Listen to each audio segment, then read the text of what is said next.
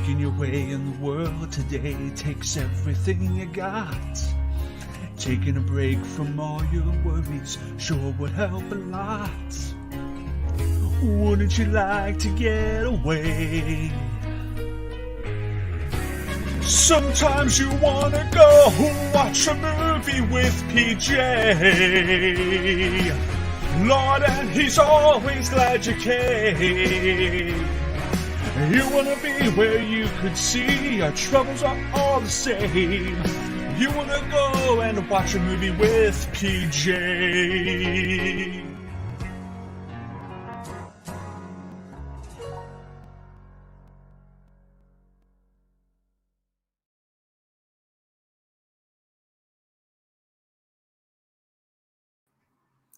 You know, happy Monday, everybody. I'm happy you're all here.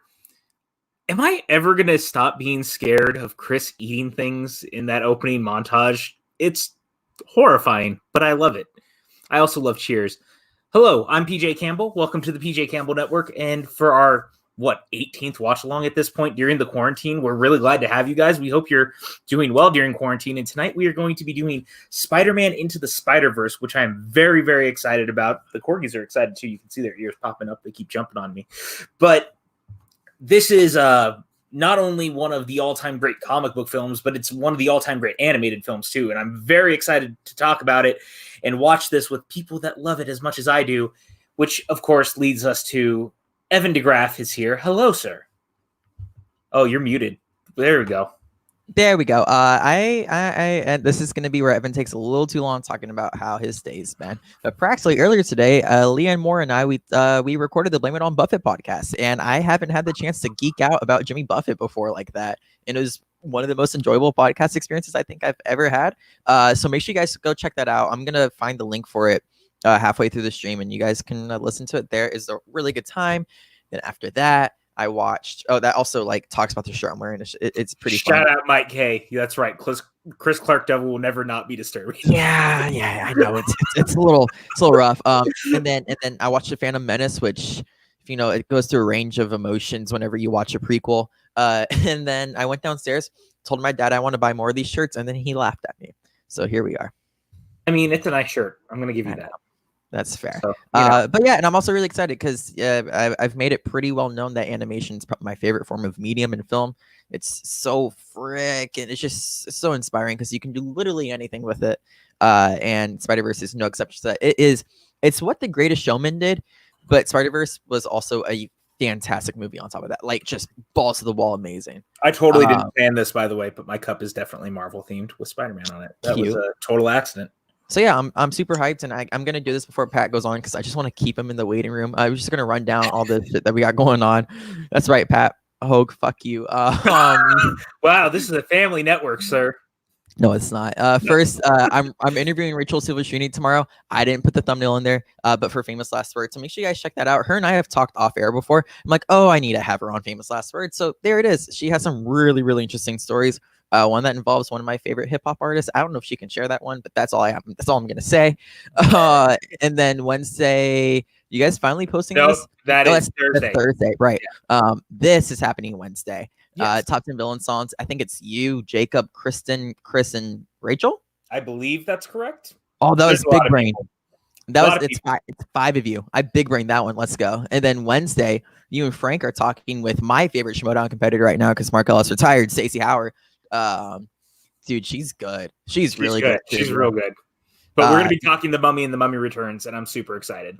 I know it's kind of hype, pretty hype if you ask me, because Brendan Fraser is like a father, but a sexy father at that. Dude, it's fucking true though. It's fucking true. We all stand for Brendan Fraser here. And then Friday, I was starting my Star Wars rewatch, but then I realized we're watching Looper on Friday, not The Last Jedi. But there's never not enough time to watch Star Wars. But Looper's gonna be a lot of fun. It's another movie I have to watch before Friday, so I'm really hyped because I remember it being fantastic. I just want to make sure it is fantastic on rewatch. And then last but not least, it's not here, but the Smash League starts Saturday. Chris is gonna kill me for not. Oh no, it's Mario Kart. Oh no, it's Mario Kart. Yep, I totally looked at that wrong. Yep, you really did. But yeah, the Smash League starts on Saturday. I'm really hyped. Someone who I think I have confirmed for the Smash League, but I'm not really sure. I need to talk to him again about it. That's right. Put in on pressure. Pat Hogue, How you doing? Evan, there were like 5 times during that preamble I probably just squinted my eyes at you and just, Evan, there's no one like you and there never will be. It's true. Hi guys, hi PJ. I'm excited. I always like, now that we've done it a couple times and I see the screen go black and the tune starts coming on, I just like close my eyes and start jamming to Chris's voice. He's got a good voice. He's got a good voice. We can't take that away from him. I'm seeing all his posts about performing and everything. I'm never not surprised by Chris in good ways. But no, I'm excited to watch Spider-Man Into the Spider-Verse. I remember it was one of the earlier episodes on the PJ Campbell show where we talked about it and just kind of gushed about it as soon as it came out. And it's been, I saw it like 3 times in the same month. And so I haven't seen it since then. So I'm excited to kind of get that, like, it's the modern equivalent of nostalgia of I injected it so much into my veins and have waited long enough where I'm going to get those like endorphin hits of like, oh, that was a great moment. Oh yeah. That was only from like a year and a half ago. Greatest Showman, Evan? No, because during the box office run, they had very similar routes where they would just keep growing and growing and growth, and the audience and the public reaction is very similar. I like Greatest Showman. It does not hold a candle to Into the Spider-Verse. That was my point. All right, because I would have fought you. I think skills are good, but I guess I was mistaken. That's number 6. That's number 6, 7. Yeah, all right, yeah, no, but Spider-Man 2 has always been my favorite Spider-Man movie, and this one I'm still debating, going back and forth of what I like more, but this one's special. I'm excited. I'm excited too, because I really, really love this film. I think it's such a great love letter to many different facets of the Marvel Universe altogether, and especially the Spider-Man comics for a very good reason. So I think that leaves us with watching the film, and I think everybody's ready. If you guys are new here, we're going to watch the movie with you and commentate with you and talk with you in the chat, and we're going to count down from 5. When I get to go, when I say go, hit play. I'm watching it on Netflix. Evan's watching on Netflix. Hogue is watching it on Netflix. You could be watching it on Netflix too. As soon as I say go, hit play, and we will be all together. We're all zeroed out at 000. So let's do this in 5, 4, 3, 2, 1, and go. So when does this movie line up with Lord and Miller getting fired off of Solo? That's a great question that I don't really have an answer for, because that's the time. Oh my god, when you that timeline is whack. It's just so amazing. Like, one, we hear about this movie and everyone like immediately starts shit talking it. Can we talk real quick? By the way, I love the opening of the Columbia logo for this. Is so chaotic and crazy in the right way, and it's the same way that they opened the Cloudy films, where they mess with the Columbia logo as well. So both times that they've done their projects, even I think the second Cloudy also, just messing with the opening logo makes me happy. Well, in the style they immediately choose for this of having it represent a comic book is done so artfully, and so it could have gone so wrong and been so over the top and it's been so just like annoying. But yeah, the fact that they got fired and then did this movie and won the Oscar for Best Animated Film, really goes to show. I really wonder what that Solo film is like. Not to be like it could have been better, whatever. I just am overtly curious what that Solo film looks like. It's now clear that Star Wars is a different beast than them. It wasn't their fault. Chris Pine as Peter Parker is inspired. He's perfect. It's beautiful. If they got Tobey Maguire, I would have cried. Yeah, but do you want this to be the Tobey Maguire one and they kill him right away? Spoilers, sorry guys, if you've never seen it. The amount of love this movie exists in the perfect realm of we're referencing everything, but it kind of is its own micro universe. See, this is deliberately a Raimi reference. And it was also deliberately a Homecoming reference. The dancing? No, the dancing. Sorry, I might be like a second behind you. I was talking about holding stuff on the bridge. I paused for a second. No, you're good. That's the popsicle right now. That's I love the popsicle. Also, what I really love about this, and I'm gonna talk about the other point after it later. It's just like Max is in house. It gets to quip, and it gets the whole Spider-Man I always get up thing. Like, that's my favorite part about Spider-Man. And there's only one time where I've ever seen Spider-Man stand down on screen. I don't read the comics. Sorry, guys. And that was in Spectacular Spider-Man. That's when he put on the Venom suit and whatever. I love And Spectacular Spider-Man.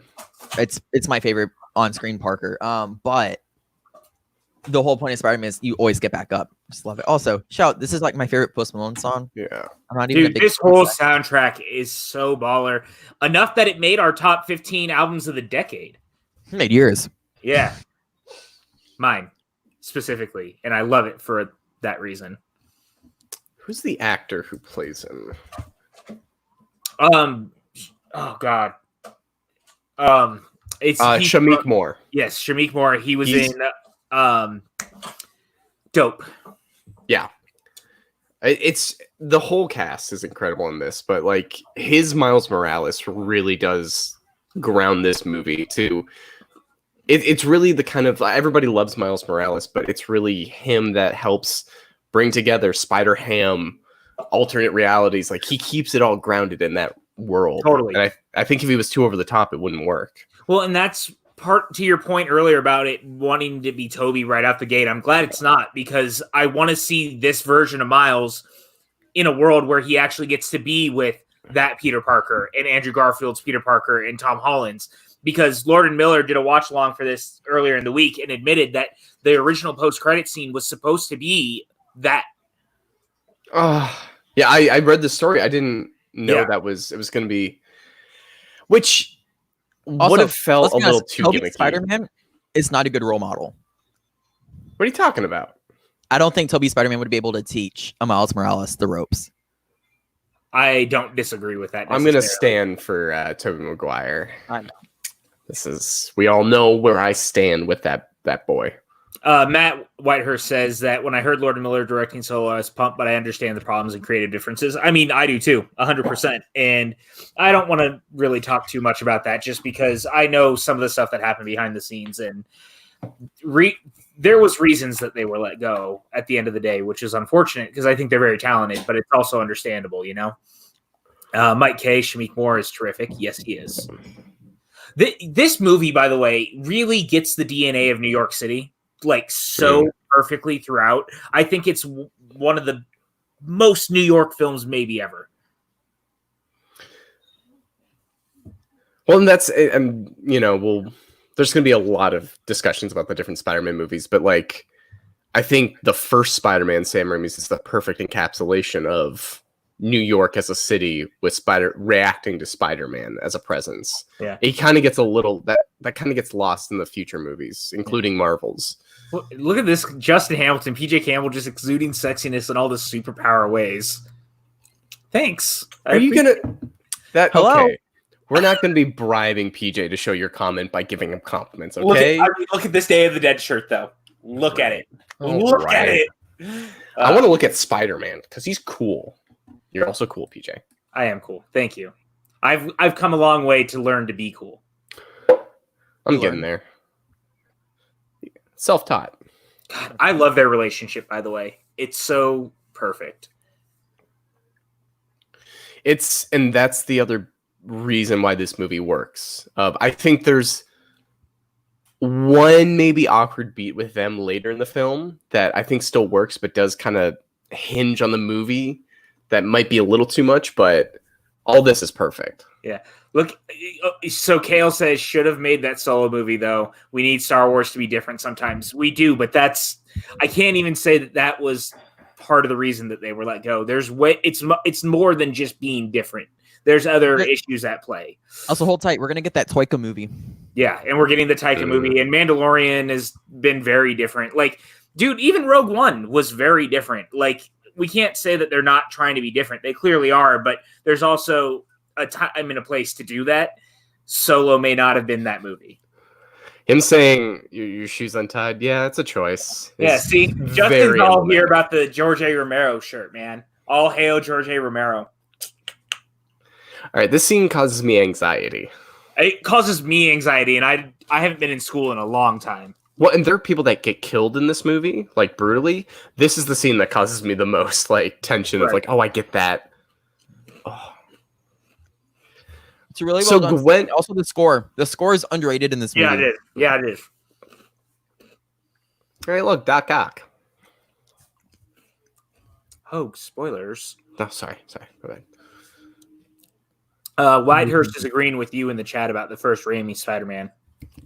Thanks, So Matt. you're not alone. I'm so smart. Thanks. Matt. Again, Kale, different-ish. Yes, I agree with you, but time and place. And All right, that was no not the more time and place. Star Wars talk. We are Spooderman. Also, I think my main issue with like ranking Spider-Man movies is they're all so different. Yeah, you're not wrong.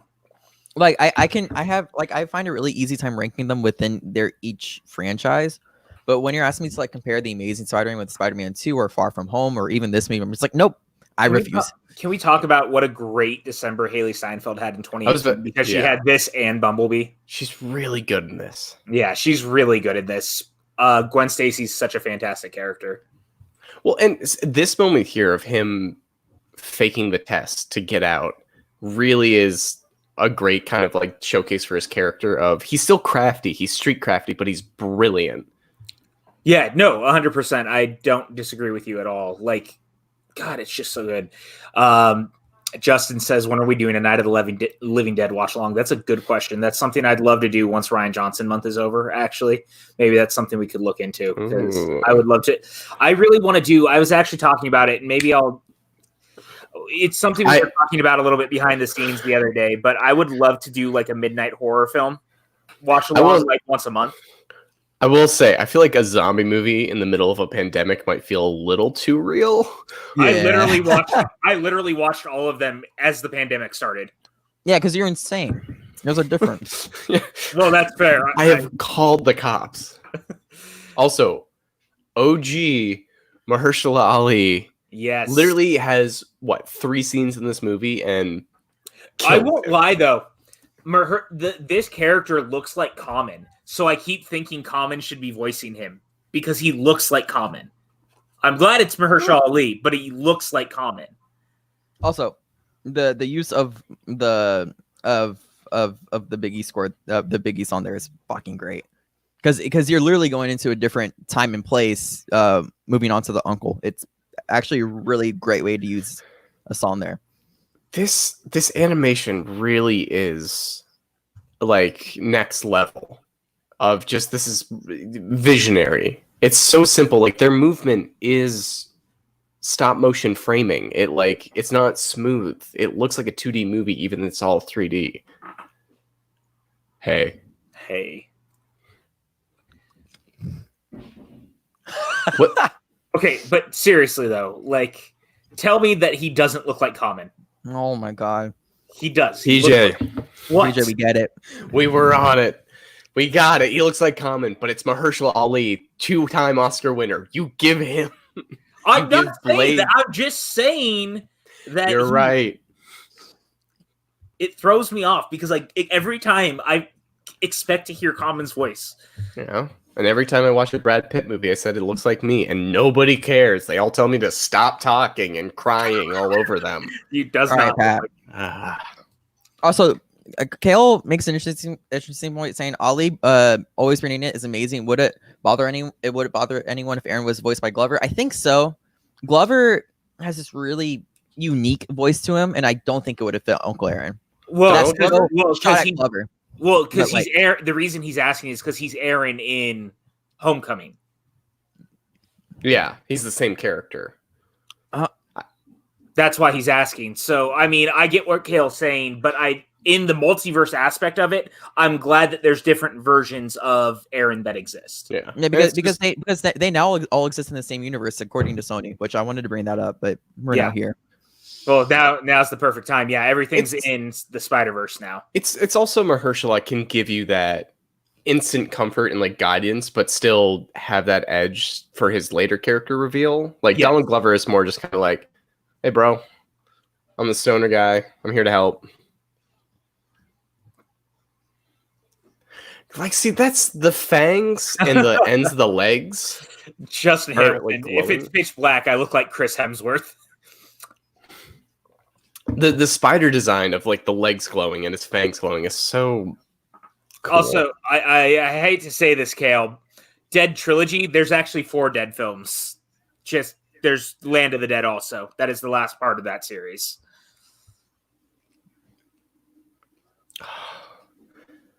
Mike The paint is bleeding onto the camera. Yeah, I love it. This movie's actually super innovative in the way that it does its camera work and things like that, because it tries to mimic live action, but also does so many different things in animation that we hadn't seen, like the slowed down frame rate of Miles as he's learning and stuff like that. Little things like that. It's just so good. What was the Pixar movie this beat at the Oscars? This year would have 2018. Was that Coco? No, because Coco won. So let me see. Dang. It would Incredibles 2. Yeah, it was Incredibles 2. Yeah. Which I will say, this deserved to win over the Incredibles 2, but the Incredibles 2 gets slept on, and I'll say it, and I'm proud to say it. I love this, by the way. Yeah, this moment here is Lord and Miller all the way. Yeah, 100%. My theater, uproarious laughter. Well, it was so perfect too, because the last time we saw something like that happen, it was the fever dream of it all, and they did it in such a different way, and I like that about it. I mean, you get it right here, a little different, but not in that moment. But it's so funny how much this movie relies kind of on the modern society we live in with superhero movies. The only reason those jokes about running through the origin story so quickly is because we're so used to seeing all these origin stories. So we're like, do we have to be reintroduced to another person? Right. And when they just skip right past it, we're like, oh, thank God they're not doing that. And that's in today's society. If you try to do this mid-2000s, people won't get it. Well, that's the thing, is this movie lived or died on actually having superhero cinema around it. It's very self-aware. It's very meta. It's the same way, like Cloudy with a Chance of Meatballs. If you guys go back and watch it, that movie is a ridiculously brilliant movie that deals with disaster films. The way it sends up disaster films, that movie wouldn't have worked without the stuff that we got to that point. Like, you had to have all those movies for it to make sense. Yeah, but it's just funny if that, and then the 21 and 22 Jump Street focus more on, party films, buddy cop comedies, all that. But those don't necessarily had to be released in the time that those movies were big. This one, it was just like thrived over the fact that we are in the superhero culture that we're in. Yeah.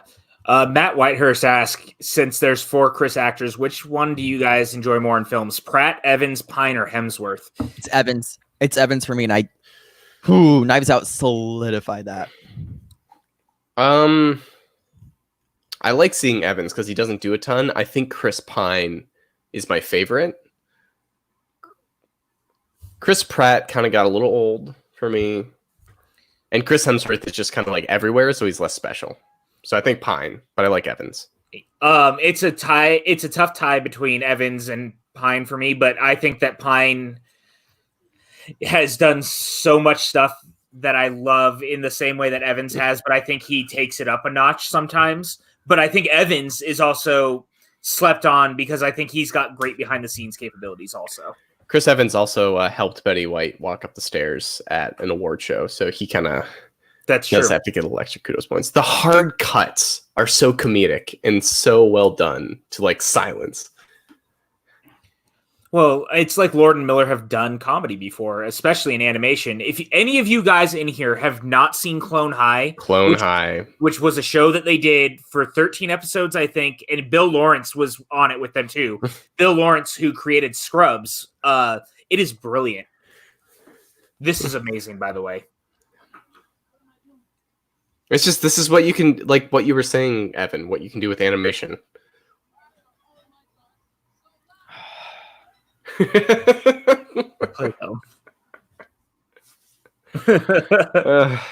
inner monologuing is so perfect. Yeah. This is the perfect use of inner monologuing since maybe Scrubs for me, to be honest.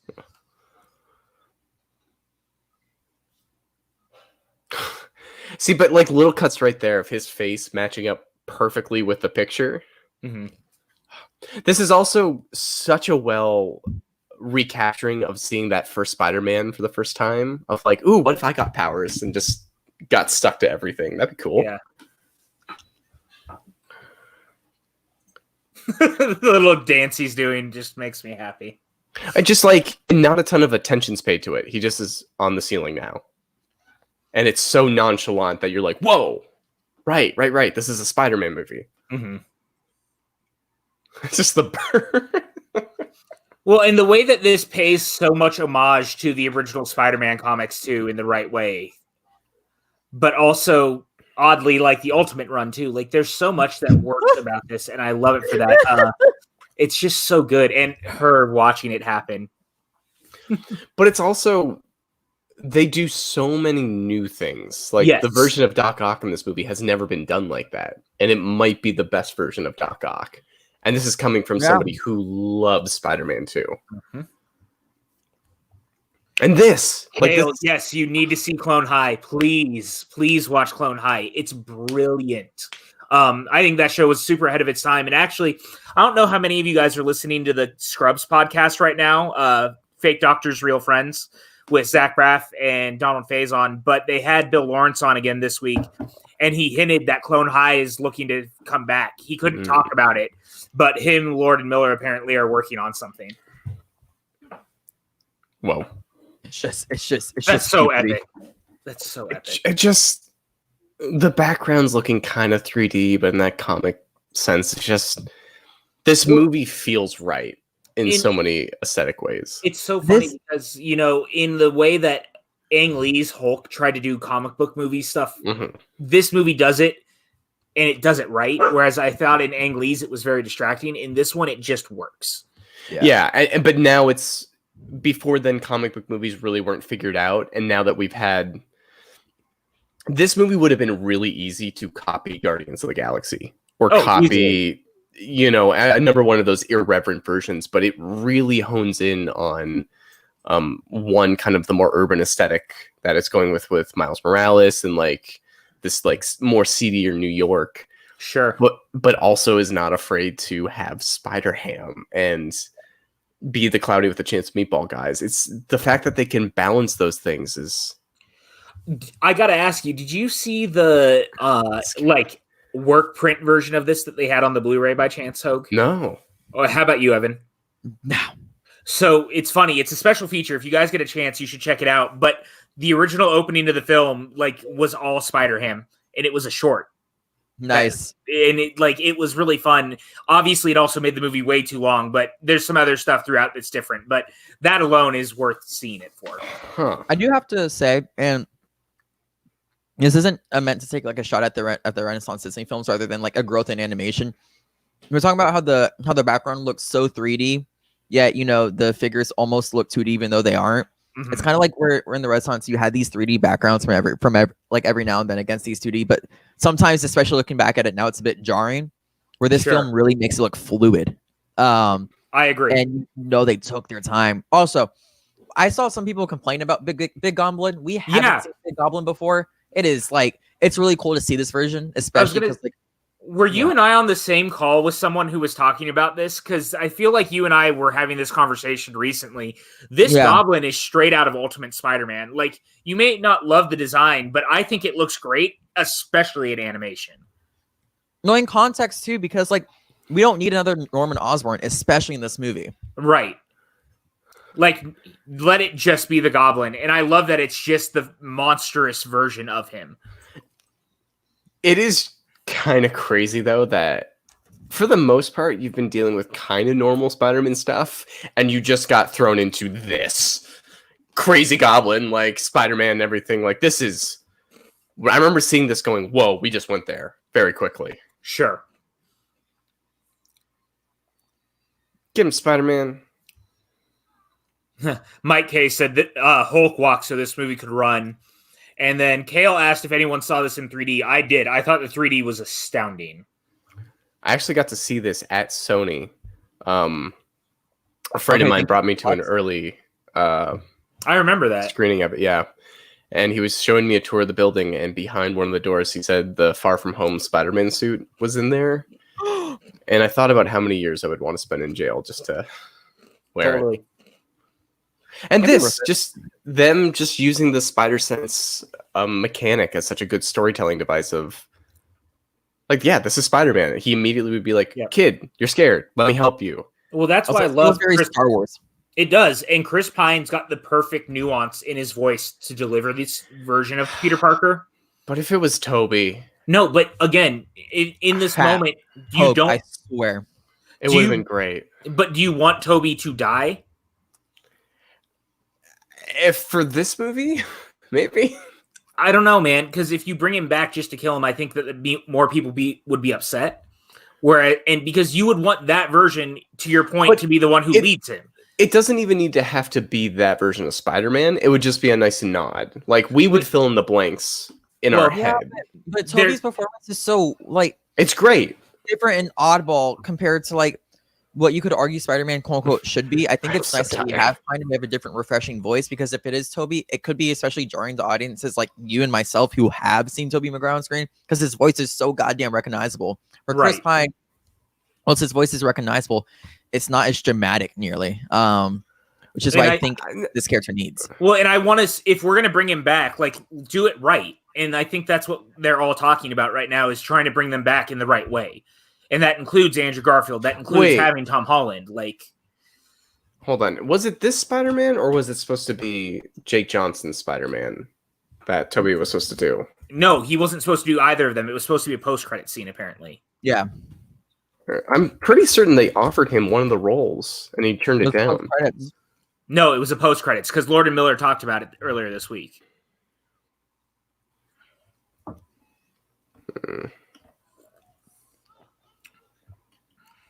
See, Mike says that he's glad Toby wasn't this version of Spidey. Now, if Toby had played the Jake Oh. Johnson version, it could have worked. I can agree to that. I get it. I just would have cried in a good way. But I think you're going to get it either way, Hogue. So just relax. Quit getting ahead of yourself. I'm Dude, relaxed. This Kingpin, by the way, this design for Kingpin is crazy, and I love it. And Liv Schreiber's voice for him is so good. Yeah. I just want to throw that out there. Not- I like no. it a lot. You're right. Not because, knowing, oh, yeah. not knowing the comics, it was a little weird to see Kingpin as the bad guy. Because does he have superpowers, or is he just No. like a big dude? He's just a big dude. So He's- how can he fight Spider-Man? A lot of the time, he has other people do his fighting for him. But how can he kill Spider-Man? You hire someone like the Punisher. But he kills Spider-Man in this.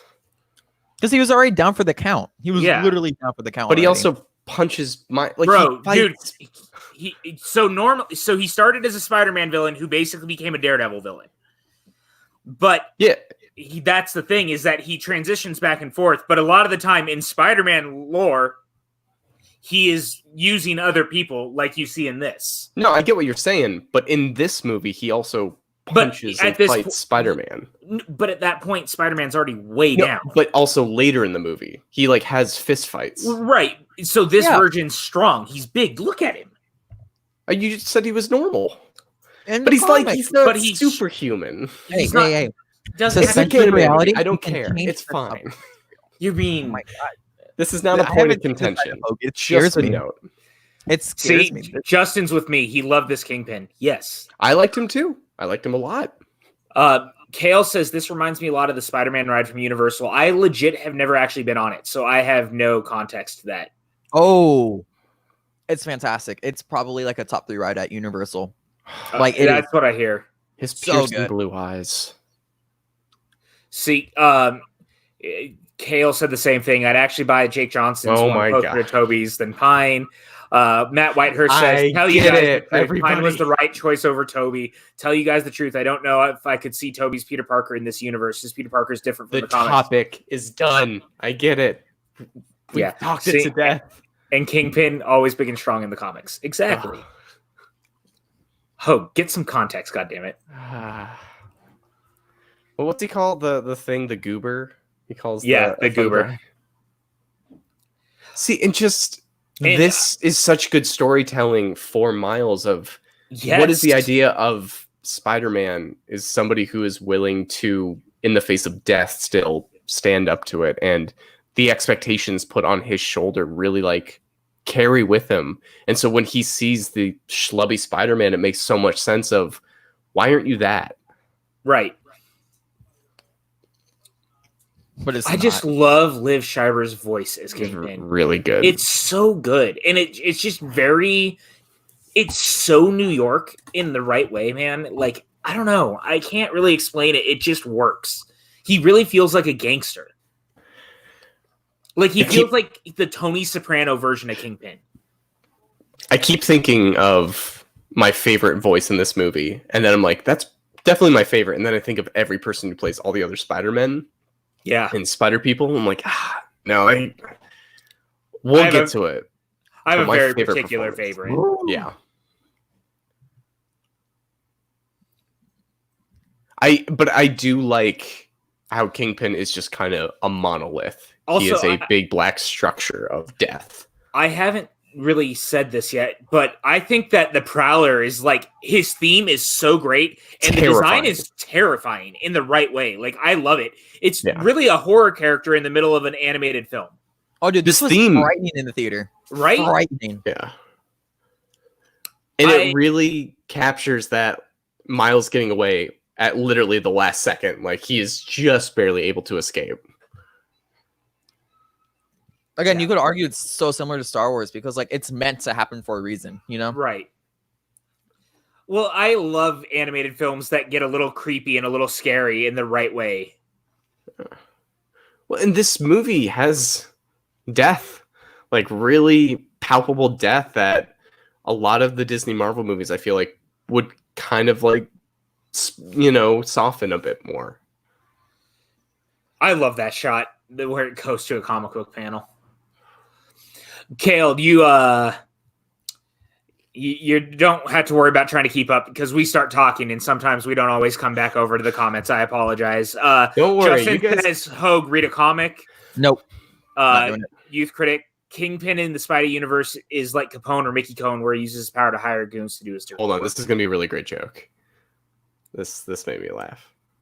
Yeah, this is fantastic.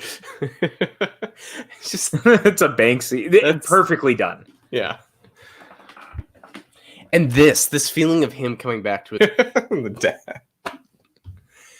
This is so appropriate of all this crazy shit just happened and I just want to go back home. I just want to like hug my parents. I can't even believe what happened. Also, I think that's a Deadpool reference right behind the medal, but it's such a slim one you can't even like say anything about it. Deadpool reference. The pennant. The blue pennant. Yeah, maybe that's why I like it so much, Matt Whitehurst. He brings up a good point. He says the Kingpin is very similar to the 90s Spider-Man show, and I really don't disagree. I'm not going to talk about the 90s Spider-Man. That's all I have to say. Yeah, I don't want you to open your goddamn mouth. Kale brings up, he said that it's a horror movie theme. Like, it's just very intense. It is, and that's why I like it so much. And I just want to say, for everybody commenting, you're good. Comment on whatever. It's Evan and PJ repeatedly taking me to task for my brilliant opinions, all right? I am here to drop cold, hard facts. Mm-hmm. Right. I'm not going to go that far, Justin. He says that he loves the fact that the death here, it cleanses his palate from all the fake deaths in the MCU. I'm not going to go that far that they're all fake deaths. I mean, there's been quite a few that have actually stuck. Like, there's some good ones. But it's in one movie we get like this is so heartbreaking. And the first time I saw this, it made me cry. I really, after this, did not know where this movie was going. And I was very taken aback of, when are they reversing this and not making this true? Right. God. The needle drops in this movie. Yeah. This soundtrack is incredible. It just... We'll get to the big one. Like, I have a part pulled up from the script of how they describe it. This kid right here looking at the phone, like, I just love everyone seeing this at one time, realizing what has happened. Yeah. And it really shows the impact of how powerful Spider-Man was in this city. Oh, God. And it's just, it has that same Star Wars mentality of, we are so confident in our world. We don't need to explain everything of just, this cameo. Oh, God. And this was right after Stanley had passed away. It's so perfect, though. Chills.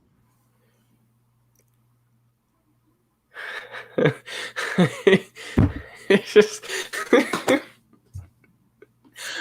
there's a good poster that just said "Hero Guy Suit."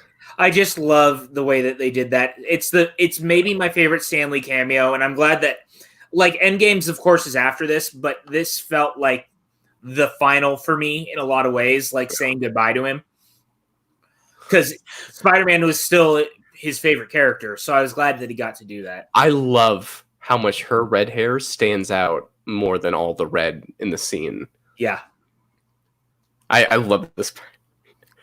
I have chills right now. I think it's a metaphor. Hey, Mango. Mango, come here. One dude just being like, I don't think they're talking about you. Cameo. But we so buy this just off of 2 scenes with this Spider-Man because of how heroic he was. Mhm. Guys, my dog never gets cameos. It's her time to shine. Oh, hello, puppy. Look at that old pup. She's camera shy. That's okay. This sequence is amazing. It's so Spider-Man. It's so Lord. And he goes back down the stairs. I also love how different they make Miles Morales to Peter Parker. Like, Mike says, exaggerate the amount of fake deaths in the MCU.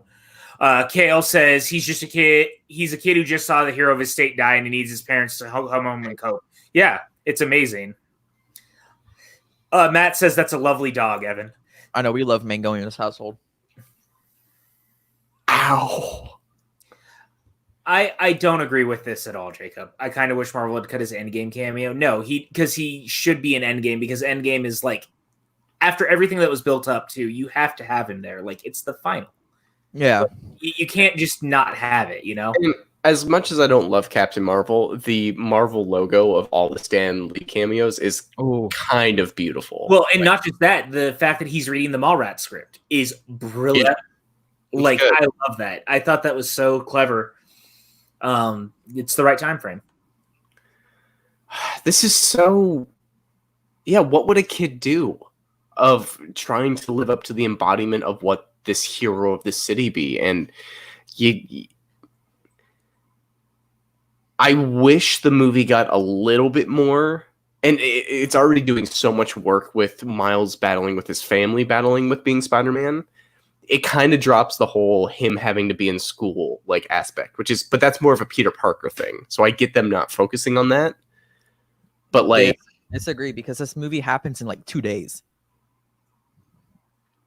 of time. It's like I'm saying that's okay. I just like it is an like an aspect of Spider-Man that is that kind of that they do in other ways. So it's like that's more of just like a personal preference.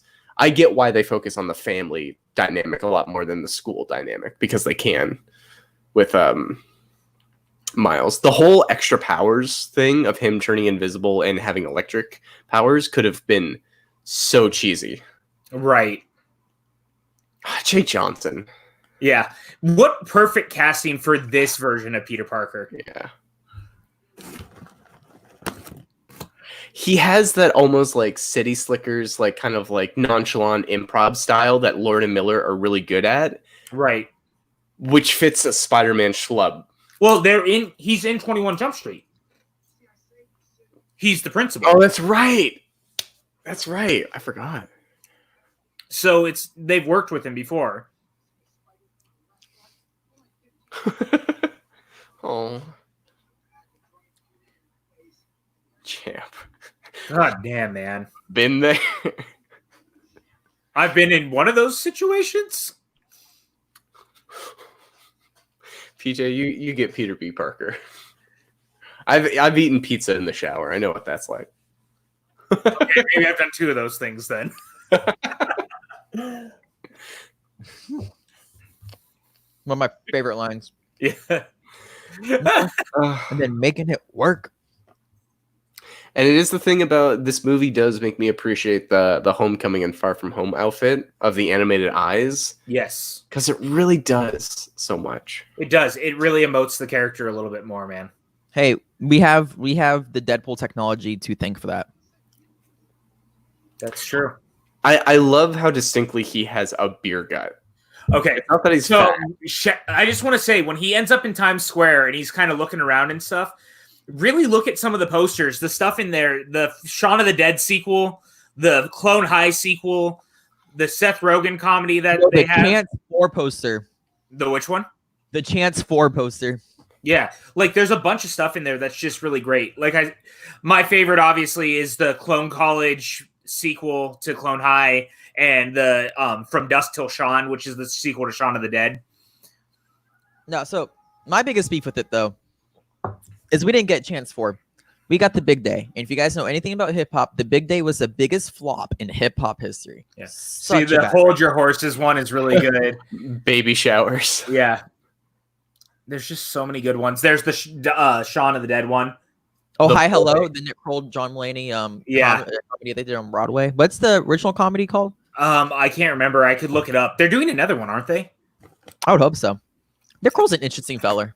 Yeah, he is. That is definitely true. I saw one of his sets because he did a college tour. So he went to FSU, and just an interesting guy. I've always found him very interesting. This chase scene is brilliant. It is so funny. Remember when this was a post-credit scene? Wait, was it really? Which part? It was in Venom. Venom had a post-credit scene, and it was this sequence. I thought that was him going to see Carnage. No, so that's the mid-credit scene in Venom. But then there was an actual post-credit scene that was a scene from Into the Spider-Verse. Oh. I haven't even seen Venom yet. Yes, I'm a bad fan. No, you're not. You're fine. Don't worry about it.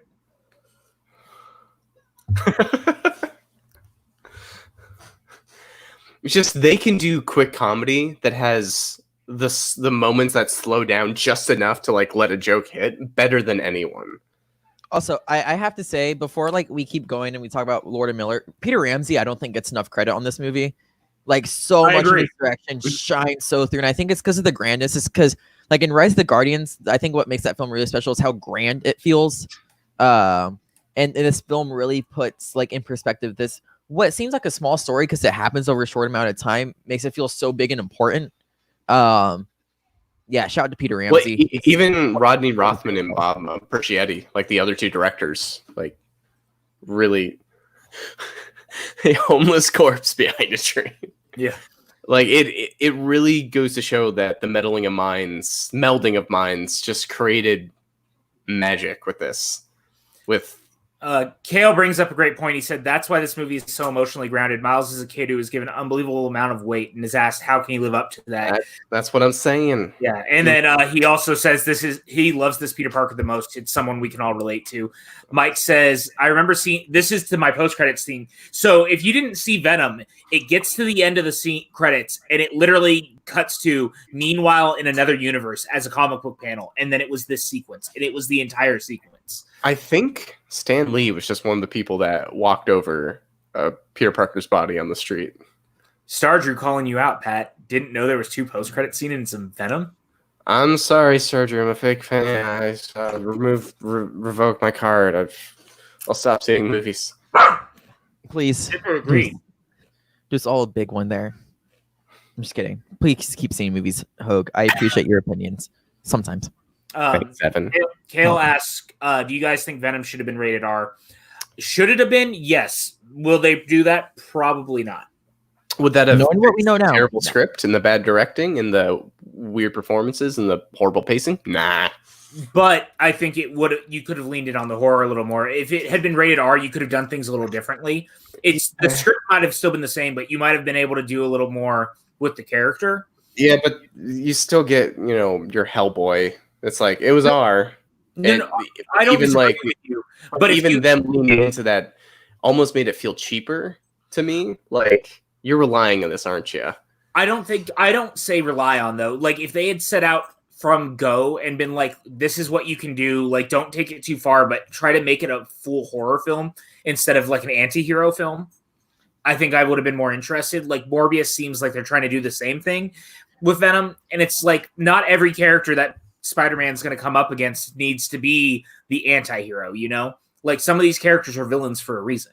Yeah, well, that was their pitch. Wait, so PJ, I didn't tell you this. I saw a test screening of Morbius before quarantine happened. The movie sucks. Did you really see that? No, I'm kidding. Oh, I was like, because I was gonna. I mean, I wouldn't have been. It did test screen. That's why I'm asking. Hold on, wait, no, this scene is too good to like talk over. Like him, like Miles trying to pull the "with great power comes great," and like Peter's like, "Don't you finish that sentence?" Yeah. Just Jake Johnson, like the whole them walking on the walls and having a casual conversation. Yes. Yeah, Morbius isn't going to be good. I got a feeling. Well, I mean, Sony's track record in live action when they're left to their own devices is not great. Yeah, it's suspect. A goober. I love how they're just so self-conscious about it being a MacGuffin. Yeah. Well, in him later, talking about the Kingpin, where he's like, in 1 minute, he's going to say, you got 24 hours. Oh, just this. Oh, it's pretty. He broke the computer, you guys. Can you break this? No, it broke. I love how he's still sulking on the divorce, thinking that he's right. Really shows his arrogance. A great like little nod to a character flaw, like building a more relatable character. Oh, it's just like he's still trying to put up a show. This guy, a show of force, like around other people. But if he's left alone, he cries in this bathtub. Oh, like yeah. he's miserable, and all he has is his image, and that's just devolving. Kales asked if I had heard what Trank wanted to do. I've heard rumblings. I don't know how much different or better it would have been. I mean, his Fantastic Four doesn't fill me with a whole lot of confidence, if I'm honest. So, How was that Harloff interview with Trank? I know that this goes a little off. I Did haven't anyone see it yet. I haven't seen it yet. I'm going to watch it after we're done, actually. And Matt says, I really can't see Venom being a PG-13 movie, but then again, Topher Grace was in Venom. Oh, was Venom in Spider-Man 3, and that was PG-13. Well, and that's the thing is, I think Venom works in PG-13, but if you're going to do solo outings, I also think you should try to expand and do other things. I think that's kind of more where I'm coming from. So I'd like to see them try to, in the same way that Deadpool was able to be rated R in the X-Men universe, like that sort of thing. This is so brilliant, by the way. This whole sequence is so good because it really proves just how different this Peter is from the one he met. Well, and just like the scene beforehand, it just he wants nothing more than to abandon this kid, but he can't help but be a hero. He's Spider-Man. He has to help this kid do the thing. Like as much as it's ruined his life, he has to always go back to, fine, yeah, let's do it. Let's save the day. Okay. I'm Spider-Man. This like early morning kind of like autumnal winter aesthetic with like all this orange color is so nostalgic for me and back home that you never see in movies. And they captured it perfect. They really do. They really do. Also, if you guys are watching the video right now, hit the like button below. If you're here, hit like. We would love for you to do that. Thank you. Oh, Pat, Playing the bongos on Pat's head right now. Ow! It is. It's kind of how I look at it, man. Yeah, it is a good point because I think you can do different things. I just think that studios get nervous, especially now. I think that right now is going to change a lot of things because box office is going to take a massive hit for a long time, and it's going to make studios fearful to take more chances than they would have before. You guys ready for Amazon to buy out AMC? I saw that earlier. It's very interesting. You know what's so funny? I was talking about that like just in passing with my dad because I'm like, I wonder who's going to buy out AMC because it's just bound to happen. Oh, totally. Because someone's going to want to have it. It makes too much sense. It just makes too much sense. Yeah. It's also what movies are going to come out of this better because, studio scripts had more time to work on them. Like Doctor Strange 2 had an extra year to like look at its script in pre-production before going into production, which Sam Raimi probably is very happy about. And all these movies that started shooting that can review their footage, like Matt Reeves said he looked at the Batman, saw the new tone the movie was making, and now can adjust for the rest of shooting. And it's one of the positive creative benefits you get from a year of just kind of, all right, work on it. Yeah, I think it's going to be very interesting because you remember when the writer strike happened? It's funny. We were talking about this earlier because we were talking about the Transformers movies, and Revenge of the Fallen had so many problems because of the writer's strike. And we remember all the stuff that we saw back then that was affected by the writer's strike. Mm-hmm. Right. I think that there's going to be a much different flip side of that with some of the stuff we see this time, because I think, to your point, they're going to have more time to sit down with a lot of the stuff that they're making. Yeah. In a That's way the hope, at least. Yeah, that's the hope, at least. I mean, in a way that they may not have before. And I mean, look, there's people already being creative. SNL did 3 episodes taped from home. Parks and Rec did an entire episode. Well, now we're at my favorite actor in this film, Kathryn Hahn. Yes. As, was it Val? She's so good in this, dude. She's so good in What this. a perfect way to bring this character to life and use this version of Doc Ock. Guys, too many villains in a movie isn't a thing. It's how you write those villains. I agree. Send Because, tweet. as you've seen, The Dark Knight had 3 villains and it worked just fine. It's all about the execution and how you do it. Also, great reference. I forget the fucking name. Pat, you know this. To the guy that runs Spectacular Spider-Man. That he's there, and I forget his fucking name. Oh, it's been a long time since. Are you talking about his Hitman?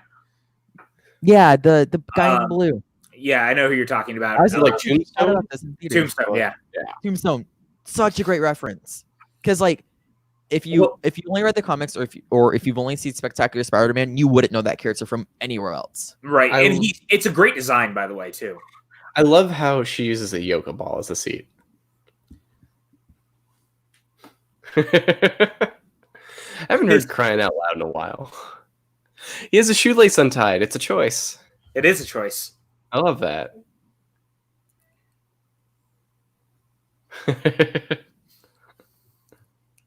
Just the worst. Sweatband. She fucking knows. You can see like the tentacles she's working on.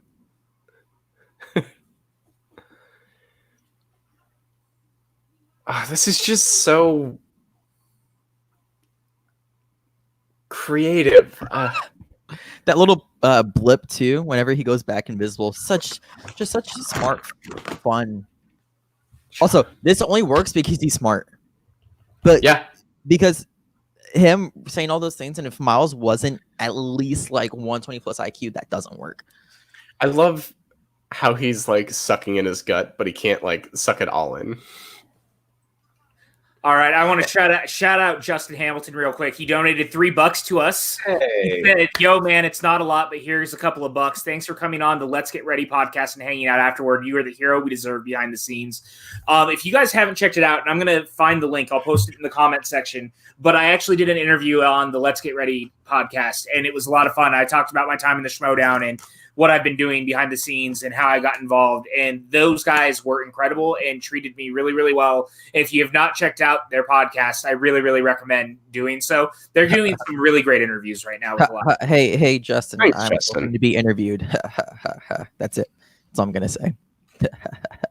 I think I'm smart sometimes. You're very smart. You're very smart, Evan. I have cool Schmodown things I once did. Not really, but yeah. PJ can either not back me up or not back me up. I mean, I'm always about Evan being interviewed on anything. It's almost like I like working with him or something. That's true. Oh, Justin said, "What do I do?" I was one of the first reactors. I ran one of the first fan leagues. Evan was shouted out today. Yeah. But my friends call me Liv. PJ could come on with him. Also, Kale said PJ never right. You can have as many characters as you want in your movie. It's all about what you give them to do. And even to the credit of Tombstone, just him being there is really nice because like you don't need that character to be fleshed out, but it's a good nod at things. This movie is emblematic of there's a difference between fan service and but blind pandering. Like there's a way to like pay service to the mythology and the world without it affecting the movie. Also, Gwen being there gives me so much life. That joke made me laugh so much at theaters. She's terrifying. She really is. All the villains in this are. That interview that I did with them is in the chat right now. So if you guys get a chance, definitely click on it and go back and check it out later. Because thanks for reminding me, PJ, to link the tweet for my review with Aaliyah. Again, please do. You're gonna listen to that, right, Pete? Yeah, of course I am. It's fucking fantastic. I mean, It's so good. one, it's you. One, it's her. And look, I like the dude. You know that. He took a bagel. That is the most New York back east thing. And also, like, we don't talk about it a lot, but Peter Parker is very Jewish. And like, what a thing to keep with the bagel, you know? Did I ever Wait, tell you Parker's Jewish? I didn't know this. PJ, did I ever tell you my New Jersey bagel experience? No. I was visiting a friend in New Jersey, and his dad, before he brought me to the train station, got me a original New Jersey bagel at this little hole in the wall shop. Butter and a toasted plain bagel. One of the greatest things I've ever eaten. Blew my mind. Shout out Phil Lord, who just liked our tweet that we're doing this, by the way. Hey, Go, baby. Let's go. so what happened with Solo Phil Lord? If you're gonna acknowledge this, can you at least give us some answers? Like That shot where she pulls the fucking tree apart is so cool. it's just that's how you reinvent a character. That's Doc Ock, but that's not Doc Ock that we're used to. This whole version of Doc Ock is so brilliant. Wow. Oh, fun fact about the Buffett podcast today, to not to like go off a line, but I did the only song I ever wrote, and I performed it on the podcast. So that's interesting. That's So awesome. If you're interested. This moment is brilliant character work, and it's such a great origin learning feat. Like, God, it just works so well. Yeah. And it gives me so much joy just watching it this way. He's a student who can do it, just not as good.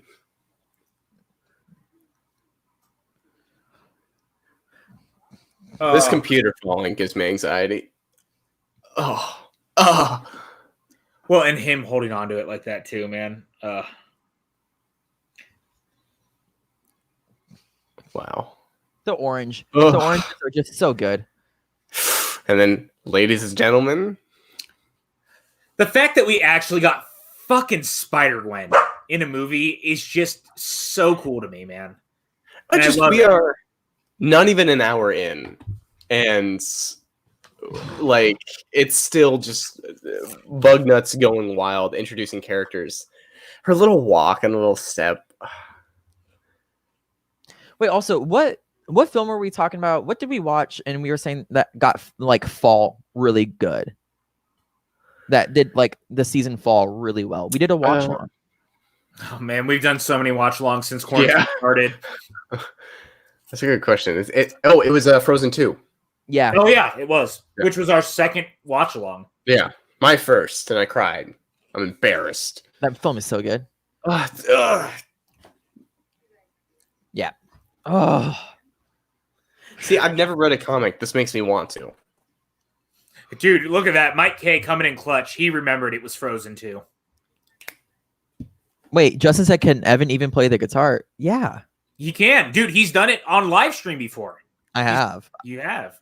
I've played since I was in first grade. I relearned today while shooting the podcast. I've always thought it was second grade. It was first grade.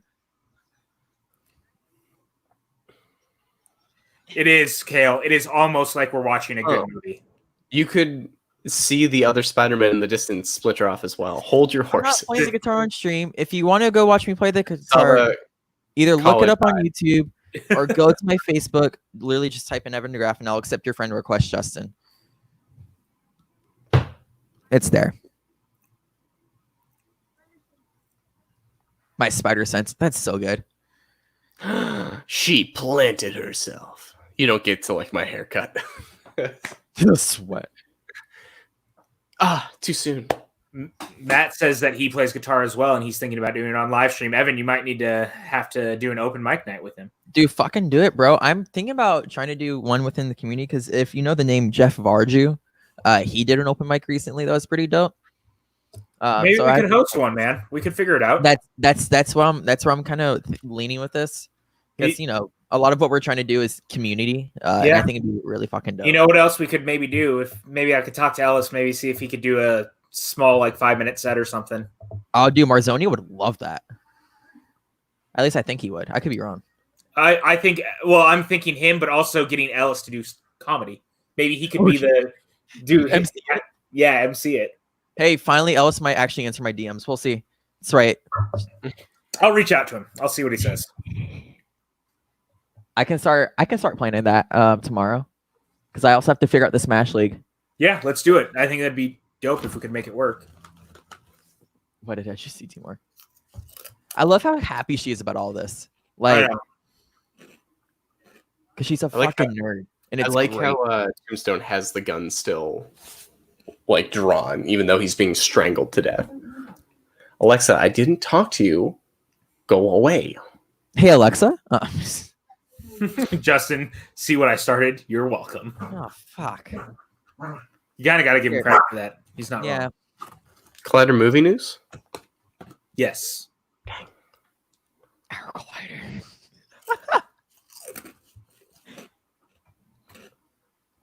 Oh, her little chuckle. He had the biggest crush on her too, and it's the funniest thing to me. Haley Steinfeld has had the weirdest career of like hitting so large so early with True Grit, like being in the Pitch Perfect franchise, like doing a McG Kevin Costner action movie, and then Apple TV with Dickinson. Edge of 17, her best role.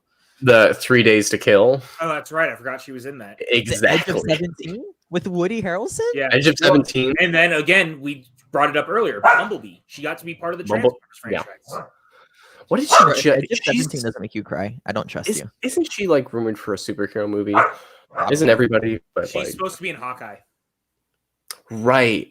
Who's rumored for Batgirl? It was Caitlin Denver from Booksmart. Oh, Caitlin. Denver? Yeah. Deaver? I think it's Denver. This moment's so good. I know, dude. This really. Oh, I forgot. She's also in Begin Again. That's a good pull. Oh, That movie's great. that's a great movie. Oh, And she's a pop star too. That I didn't know. What's so great about this is like she still gets him, you know? Right. Like she Yeah. still gets it. Well, that's the one thing I like about this is like even with the multiverse and stuff, there's still some similarities, you know, like some stuff still remains consistent. And Shout out Peter to Justin Hamilton dropping me a follow on Twitter while this is happening. Oh, good. Good on you, Justin. one, I didn't realize she called it a goober as well, and two, her kicking open the door. See this. You could probably do this in a live action Spider-Man movie that's a solo movie, but the fact that they really haven't gotten to this outside of Tony Stark makes this feel so much more epic that we're seeing this in a Spider-Man movie. Because Spider-Man's so smart, and I think because he never got old in any of the movies, like they considerably he was still always under 25. We never actually got to see like Spider-Man develop any of this. So like the fact like this is the way how it's introduced is just so fucking dope. Yeah, no, it's funny how much you can get out of one character, especially because there's only like, I'd argue Batman is the only other one you could have this many deep cuts and like modern audiences will get it. Like Superman, maybe you can go down like 4 characters and understand who that is, but it really is so creatively inspiring to see a world that is so well established that you can go 4 rungs deep and be like, oh, that person, and like you did that with that, and this music. I think Cap and Iron Man are slowly getting to that point. Justin, I didn't want to PJ, but I didn't want to be rude either. LOL. That just made me laugh. Only difference with that, Evan, is just can you name 4 villains from either? This was such a great reveal, by the way. The idea that Like now. the hello, my name is. Oh yeah, Yes, for the name and tags. this is we're about to get the best Spider-Man. Oh. There he is. This is why this reminds me of the Force so much, because like it just feels so like fluid, like I love how everything's he's like- happening for a reason, you know. Wherever I go, the wind falls. It smells like rain. Oh, it's so good. Oh, Hey, is that Ryan Johnson directing this scene? Heck yeah, it is, because we're about to circumvent some expectations. John Mulaney as Spider-Ham is inspired. Perfect. I love it so much. Let alone Nicolas Cage I know, as Spider-Man Noir.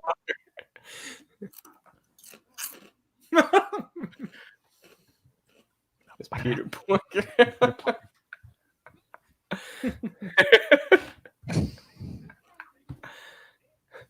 Pig. But I'm a private eye. Joe Exotic, everybody. I appreciate that they made sure that you saw Peter Parker punching a Nazi. Did anyone ever play Spider-Man Shattered Dimensions? Oh yeah, that game was great. Yeah. It was the first time I saw these kind of Spider-Man. I'm like, oh, I didn't know it went this deep. Yeah. Hey, you good, Mango? You chill? Yeah. She's getting a little anxious on me. I just love these characters so much, man.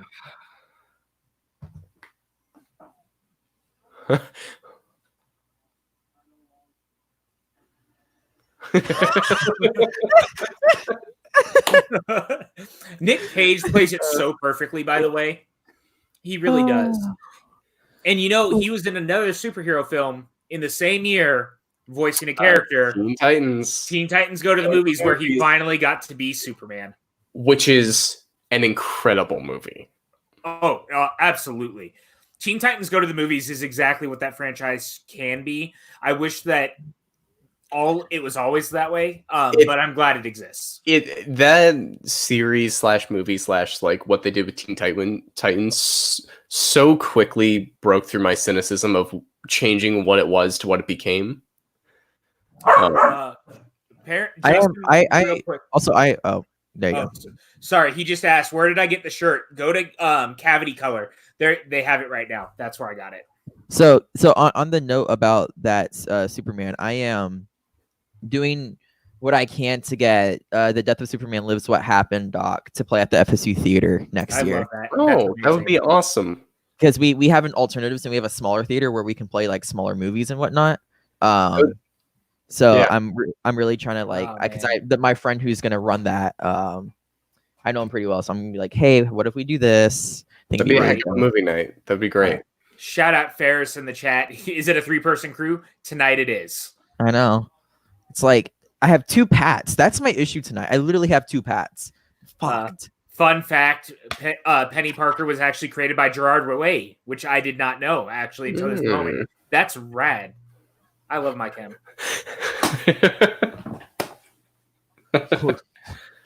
Dude, this is so Star Wars like, and I know I keep talking about Star Wars, but it feels like such just Star Wars to me because you can feel the pressure. Like Miles nearly reminds me of Anakin because you feel that pressure. Peter Ramsey just liked my tweet too. I told you he would. We're here, man. Nick Cage. I'm with Whitehurst. My favorite Nick Cage line is that one as well. See, I like the one of like sometimes let matches burn down to my fingertips so I can feel something. Yeah, shout out to John Schnepp and his documentary. We are here being sweaty for you, big guy. I also, if you guys love that doc and you have not seen the one called Doomed, which is about the Roger Corman Fantastic Four, it's very in line with what Schnepp did, and it is awesome. I highly recommend it if you guys get a chance to check it out. I've double featured them a couple of times. It is just a good show. Good movie, not show. These needle drops. I know. Someone said you go, Evan. I'm confused. About you trying to do the doc, probably. Oh, true. Ferris says that he just wants my Nick Cage Superman. Bro, watch Teen Titans also, wait, Go to the really Movies. Quick, rest in peace to Juice WRLD. One of the deaths in hip hop that hit really hard, a lot harder than I expected it to. One of his best songs was Lucid Dreams, or I should say most popular. And I know people like around my age and even people a lot older really appreciated Juice WRLD's music. It's fucking devastating. All right. I'll be back, gents. I gotta use the... Oh, he muted himself. Oh.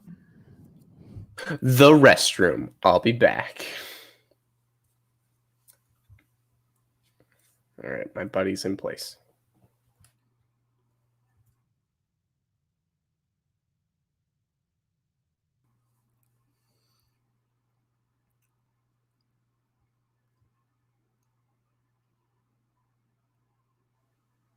You know, what's so sad about him writing to Uncle Aaron too is like the facts like Uncle Aaron's against him in all of this. He just doesn't know it. Right.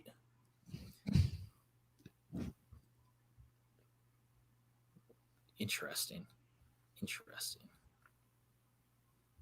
I did, Ferris. Why would you? Ferris, this movie is great. I love it. And this again, dude, every time that they did his theme, and this is my favorite sequence with him. There's something just really unnerving about the way that it was done. And I love it a lot. And it's just creepy. Like, it's a really great horror sequence. I'm trying to think about animated films also do horror really, really well. One of them, I think, I'm gonna keep praising this movie but that's also just because I'm a stan. The Good Dinosaur, when it's those fucking scary things, does it so well. Yeah. Say what you want about the narrative, the scary scenes are done so fucking well. I think Stephen Moffat said it best. For those who don't know who Stephen Moffat is, he was the guy who ran Doctor Who from season 5 of the reboot to season 9 of the reboot, and he said something really, really brilliant about how Doctor Who was made to be educational, but also to scare kids and want to hide behind the couch. Like, entertainment can be both of those things where you're teaching them something, but you can also scare them a little bit, you know? And I love that, and I think this movie adheres to that. That musical sting, like the horror theme coming in at the realization of who his uncle is, being the most horrific thing that happened, that whole scene is so well done. This was the scene that made me realize, oh, this movie just keeps going. Like, there's no real slowdown. Yeah, it doesn't need to be because the quiet moments are within the action too, if that makes any sense. No, I don't know what you're saying. Just kidding. I get you. Yeah.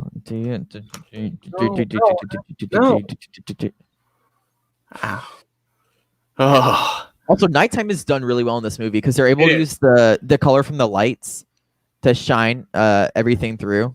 Cool. And the thing we forget about is like animation can do, like, shooting outside is always hard, especially at night. And I think that in animation, you can play with the lighting more and things like that in the right ways. And that's why it looks so cool in this. That scene was cool. Yeah. Cool. That was neat. Him like doing the whole like Spider-Man thing. Yeah, I like that. He's cool. Just eat that candy. I'm waiting for it. Come on, Dad, bubblegum. Candy. I just love this soundtrack, man.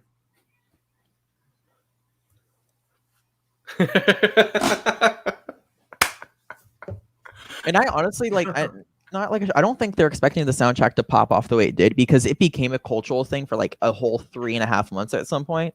But again, I think it made my top 15 of the fucking decade. Because all the music in it is so different. It's not a really linear record.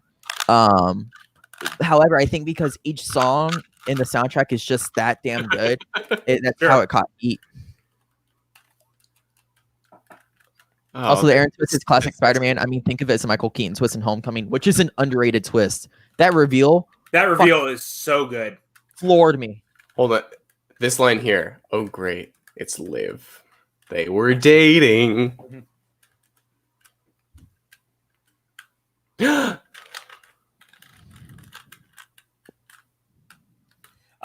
Mike K says, if you loved Into the Spider-Verse score as much as I do, Sideways made an incredible video essay on YouTube last year about it.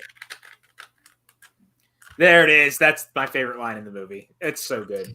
We don't pick the ballroom. We just dance. It's so good. Also, that version of Scorpion is great.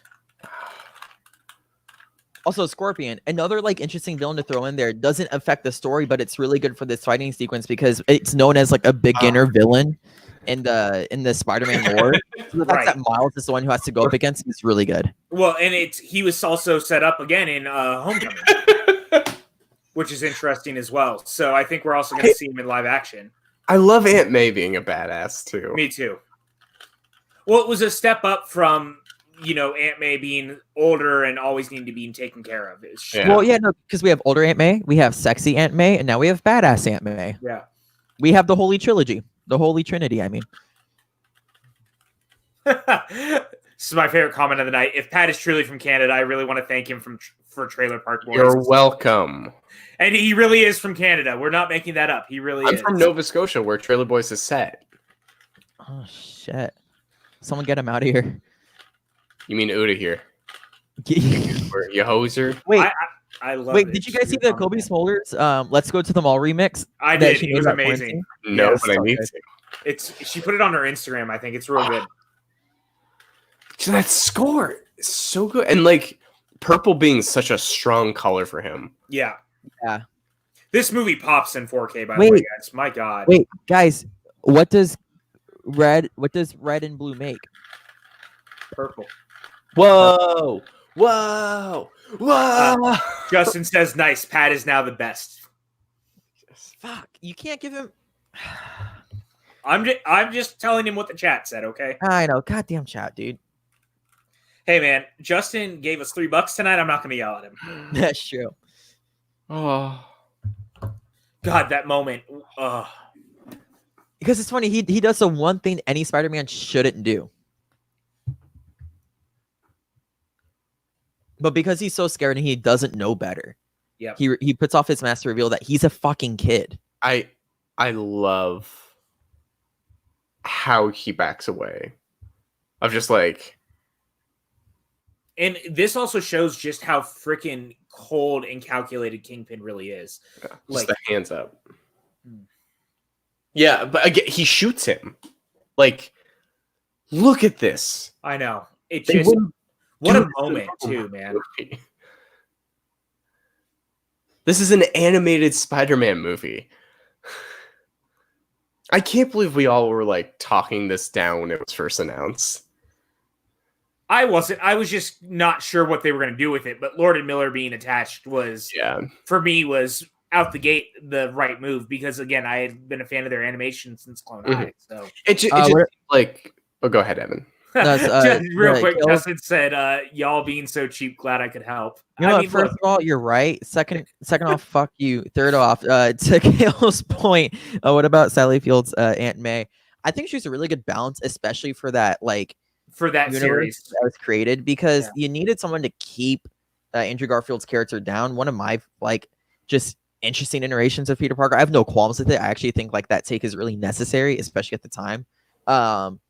Because if you don't have someone keeping Parker grounded, bad things would have happened. We would have seen him go to the dark side. Changed my mind. Justin Hamilton says $5, and I could literally say what I want. I Fuck. mean, Stop. Only one man should have all that power. Guys, the scene. Sorry. Come on. Alright, You're it's, the best of us, Miles. okay, Evan, he loves your fire, though. To be fair, and Stardrew says that they are from Ontario, Canada, also. Wait, who? Stardrew is from Canada, also Ontario. Oh, okay. I thought they were talking about Trailer Park Boys, but welcome, Sergio. See, I you're not swear the we're only learning Canadian. something new about Stardew every fucking stream. It is. I feel like it's that's my true. favorite thing. I just appreciate that Stardrew and like Justin, like so many people keep coming back to watch our commentaries, and it just makes me happy. You guys rock. This whole chat rocks. Kale, you rock. Mike K, obviously you rock too. Like you all rock. We love you all. Also, I want to clarify something. Kale says we Southern boys can't win. I don't know if I would classify myself as a Southern boy. Maybe I'll need someone to get to like interview me or something like that. Because like I've moved a lot in my life. I don't think I give off Southern boy vibes. I could be wrong though. As you wear a Hawaiian shirt in Florida. I would wear it anyways though. Come on. It's true, he would. He's Jimmy Buffett's #1 fan, bro. Of course he is. Oh, that purple. That moment too, when he sees his brother. Ugh. Yeah. I'm from the deep south in Alabama next to Jake Yakov. Wait, we're in Alabama because I go to school in Tally. So I'm not too far from that wretched state. And Yakoveta is from North Carolina, I think. So Well, Justin said the next time that he sees Yakoveta for me, he's going to give him a hug on my behalf. Just That's fair. awesome. bingo. Spider-Man would be the most fun powers to have, right? Like Superman would be cool because you can do anything, but like Spider-Man, you can like I don't know, you can do cool things. Only if I'm Spider-Man Noir. Wait, Yakavetta says he lives in Bama now. What? Yeah. That's a plot twist. I like how Spider-Ham has eyes on his nose. I know. He's adorable. It's these moments that really tie it together of this is how you balance 5 characters of you find what they all can like commune around and play off of that. This moment too of all of them together just makes me happy. 6 characters. Well, and also that it doesn't get bogged down. It is still clearly Miles' story. Like, it would have been easy to get lost in having so many characters and Miles not being able to stand out, right? Yeah. But well, and it's clearly his movie. It's very smart about knowing what blanks will fill in as an audience of they're all spider people. Right. We know they had a tragedy, they got bit, and that they're trying to get back. So we don't need like the backstory. But they all are the point of being Spider-Man is a hero in the face of adversity. So it just plays into that perfectly. It really does.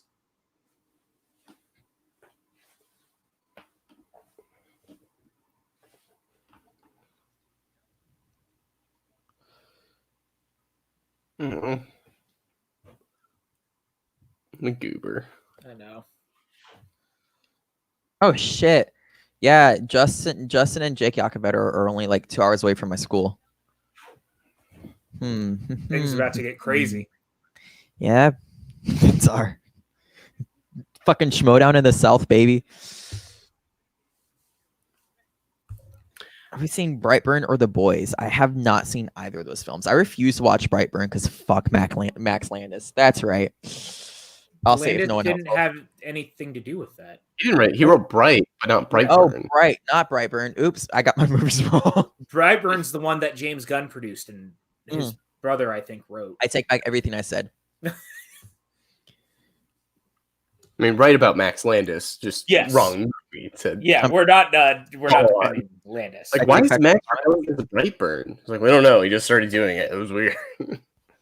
Why did I say Max? I meant Evan. Evan's doing that. Also, Justin said you like tequila and Bud Light. Bud Light's awful. I have standards, and tequila's nice. I actually make margaritas at my place. It's really fucking dope.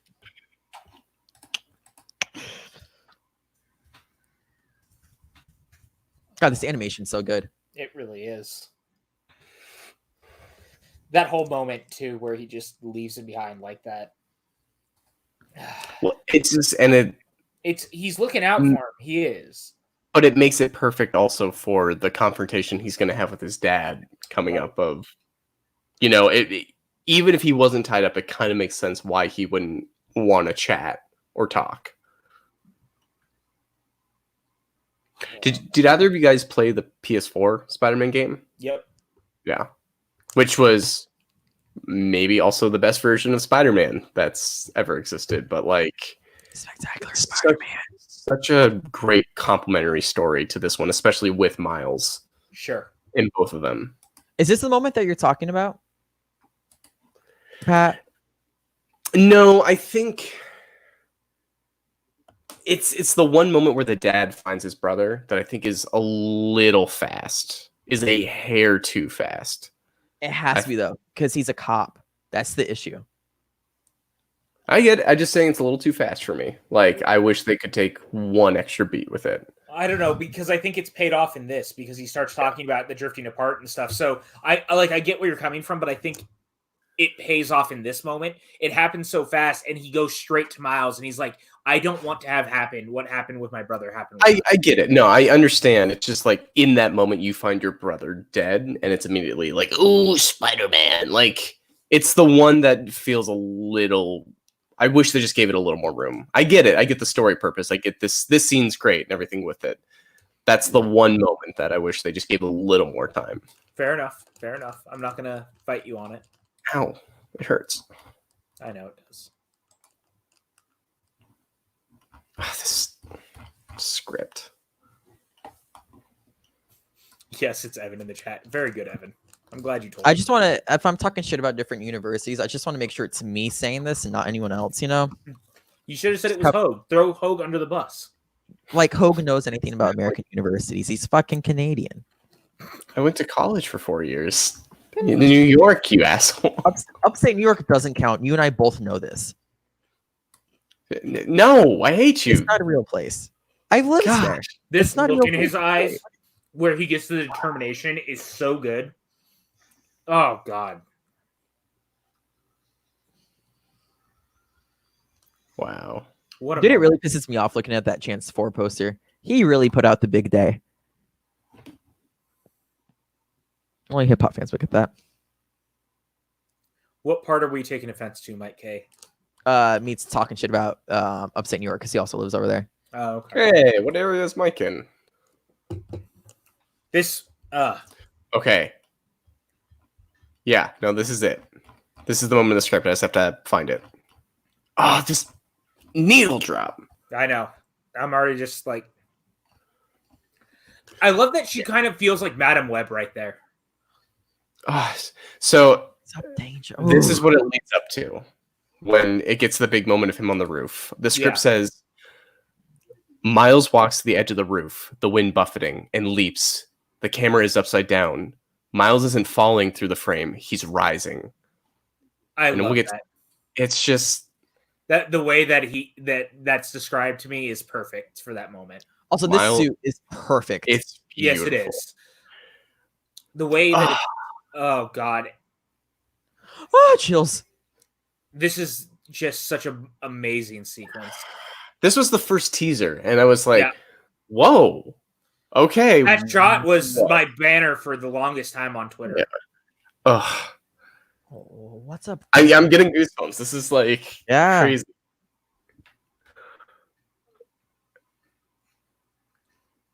I'm curious if those were Peter Parker's old web slingers. Yeah, that's the, and so they fit perfectly because he's finally filling that role of Peter. Yeah. It's a really I great thought- symbolic move. I thought she made him those. Like she designed those, like because she was expecting him to come back. Maybe, but like I feel like she would have known his rest size, and I don't think that line comes out. I think those were his. Yeah, I think those were Peter Parker's. I'm 95% sure that they're supposed to be Peter Parker's. The Trust Us Bank. So the soundtrack mixed with the score, it does it. This I think this score and soundtrack does something that Shrek does really well, where you're able to incorporate the both of them and Yeah. actually make them fluid with each other. Yes. All the Bond movies do that too. The Like, comic book covers. because the Bond films, every film obviously has its own opening theme, and Also, a lot of the is that time they taking the find bus again. but they find a way to incorporate the theme music into the actual score, and I've always loved that. That scene makes this movie just iconic in a way that Also- nobody could have predicted. This scene right here in the auction gives me such spectacular Spider-Man vibes whenever Goblin goes in to crash the party for the first time. Just because it has that same color and same tone. I really want to do a spectacular Spider-Man review one day just because I fucking love that series so much. I need to see it again. The fact that it got canceled always. Dude, if they brought it really- back, I would be in tears. Their version of Venom, of Eddie Brock, and of Harry, it really was my favorite Spider-Man. This conversation about bread is about to come up. Gotta move on, buddy. Oh, look at her freckles. Dude, she's so cute. All right, She I'm gonna really leave is. it there. It's a good MJ design. is like, that's all.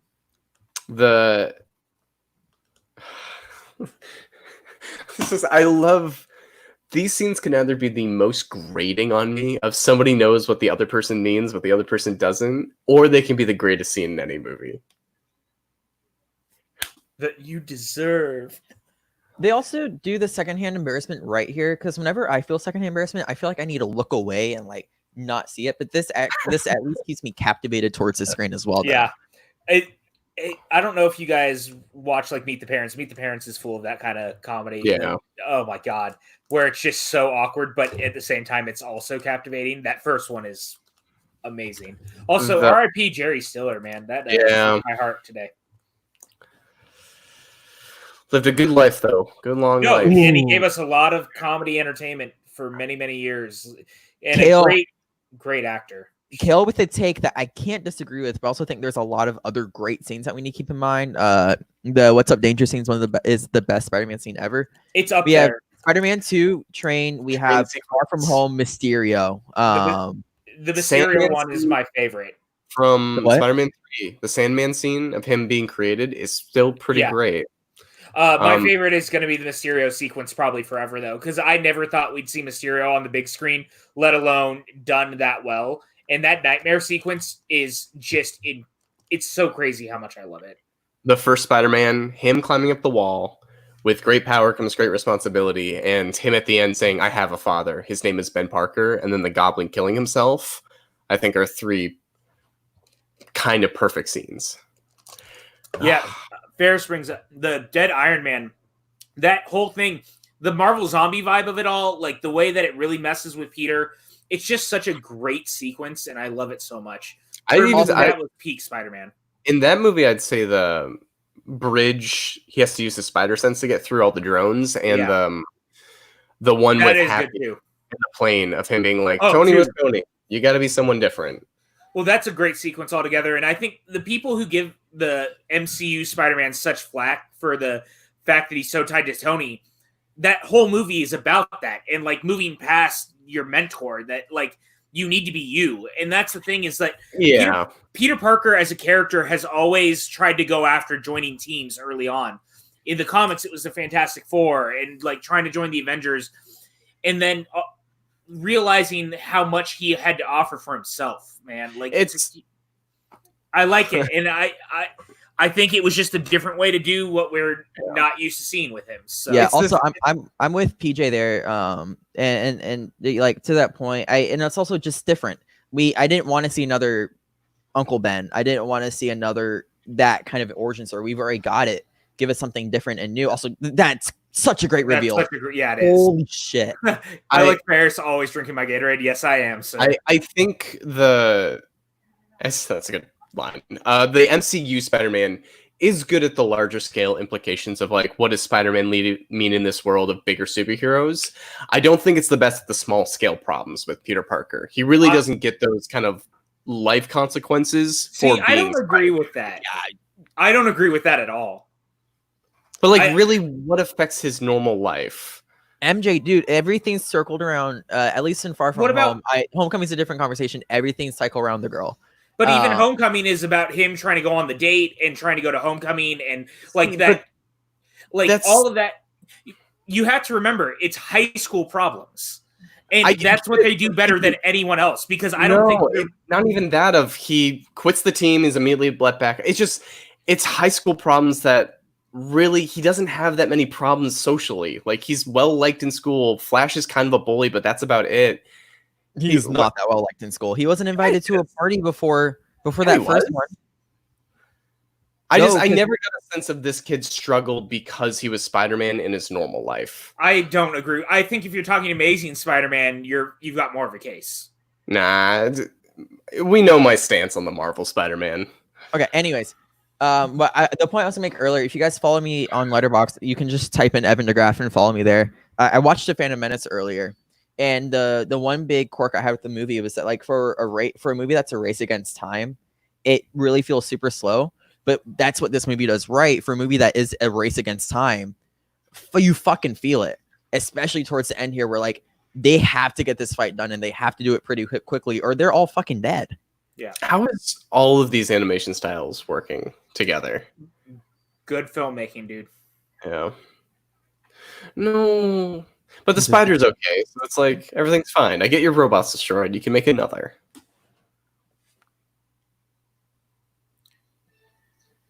It's so sad. Oof. Dude, that costume, all their costumes are so good. They really are. I think that they really brought every version of Spider-Man to life in the right way.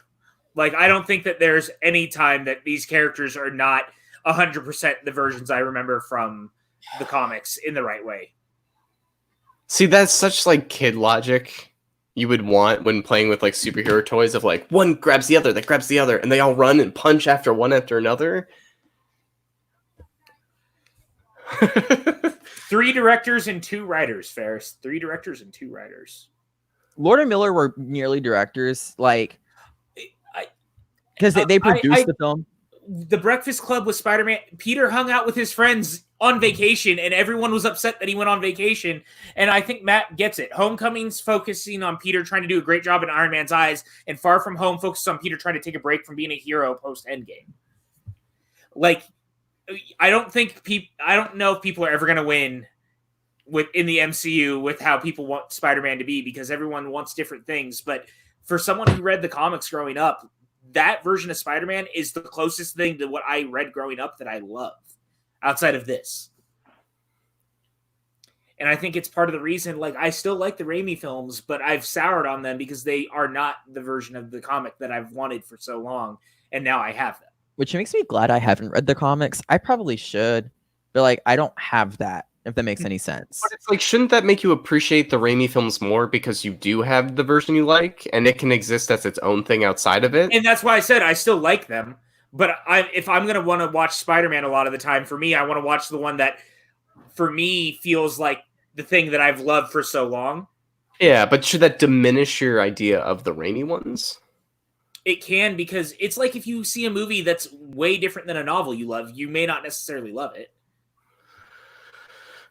I kind of get it. You know, it's like one is so mature, and it's my favorite thing. It's because she has to be mature due to her past, and it's like gives me so much life. Yeah, oh, it's perfect. It's such good writing. Such good writing. And like, to my point is that Forrest Gump is completely different than the book, but it works as its own entity as a movie. But then if you watch like a bunch of the Stephen King ones, or even like movies based on Tom Clancy's books, they change so much that a lot of the time they're not enjoyable. So it's just one of those things. I still think Raimi's are a great love letter to the 60s Spider-Man, though. That's all, folks. Can you say that legally? That's so yeah, I get your percent. I'm trying to think of an example in my own thing of like Breath of the Wild is probably my favorite Zelda in our incarnation of that. It doesn't mean I like less Ocarina of Time now that I've found the better version. I still appreciate it as... But that's what I'm saying. I'm still saying I appreciate the Sam Raimi ones for what they are, but I'm also willing to be like, they're not the movie that I want anymore. Yeah. Like, you know what I mean? And I can appreciate that people feel that it's what they want, but for me, I'm more drawn to the one that reminds me of the thing that maybe it's comfort food from me being a kid, and that's fair too, and that's fine, but it's just, I'm very passionate about what I've been wanting from it. Yeah, I get that. Dude, okay. Ferris is right, by the way. Yes, the Forrest Gump book is weird, and the second one is even weirder. Okay, so yeah, this is the part, not a big problem, but he's just a guy. How is he able to fight? Look at how fucking big he is, and also, it's one of Miles's first times taking a big fight like this. I get what you're saying. And if Miles was a seasoned fighter, we're having a different discussion. You're saying they have superpowers. He's just a strong man. But Miles doesn't know his powers yet. He was still free falling through the air and barely survived. I get it. Just a thing. Just a note that I got. Also, You Got to Go Home, man, is fucking great. Yeah. I love this whole moment. It's so good. It's these slow moments that make the bigger ones work.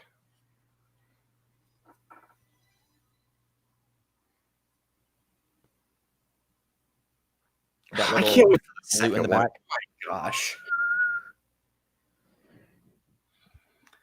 I also can't wait to talk about Last Jedi after seeing a movie that I love this much. Right. Kingpin. Oh, Miles is so good. He is so good. See, Kale says the Raimi films find the balance with exploring the relationships and having the comic book connect. I don't necessarily agree because I think it gets lost in translation a lot of the films. Oh, Miles. He gives me so much life. And this whole sequence is so bonkers, and I love it so much. Also, Kingpin knowing where he is so good. Yeah.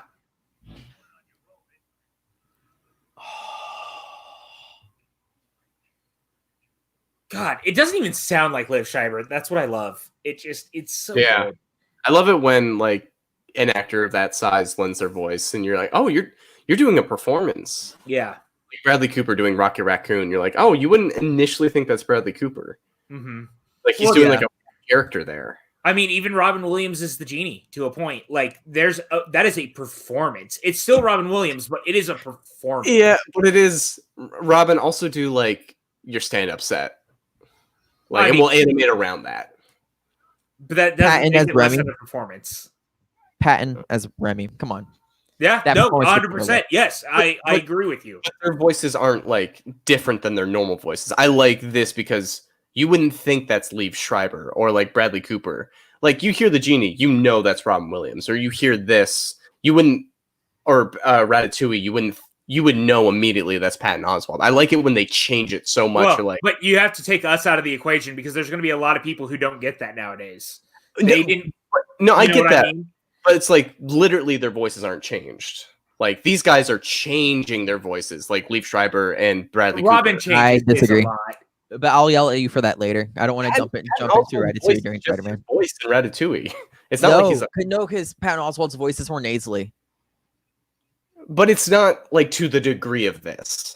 Like Robin Williams still sounds like Robin Williams. Like that doesn't sound like Liev Schreiber. This is so good. This is know. So good. Ooh. We don't see a villain really say something like that, and especially because he's a kid, the idea of him being told you're nothing is such a big deal, but the fact that he really fights him the way that he does is just so awesome to me.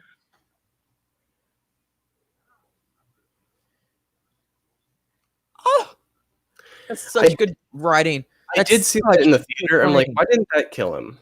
Like, it does make me more excited for a sequel because I think they do a lot with Kingpin in this movie. I think they really do set up an emotional stake with him for Miles. Real quick, Ferris, we're about to go into 1 hour and 39 minutes.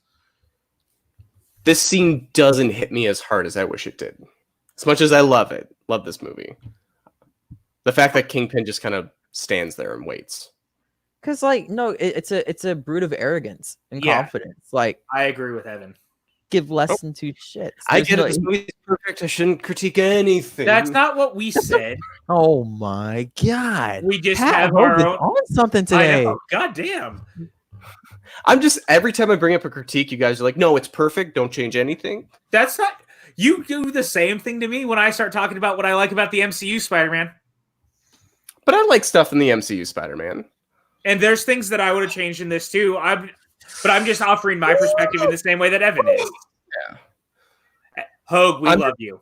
Love you too. See, it's I'm fine. excited for whatever the next villain is because I think Kingpin's good. I think that they need a better villain, though. Yes. This voice, Miles's voice performance is insane. Because I do agree with you to a point, though. Like Kingpin's a great round one villain. Imagine what you do in the next one. And that's the thing. As wackadoo and as crazy and as all the directions this movie goes, it really feels like they opened up a door to literally be able to do whatever they want for the next one. I think what would be really interesting is if we see Tombstone kind of take over, but he's directing different villains from different verses. I don't want to see Tombstone as the villain.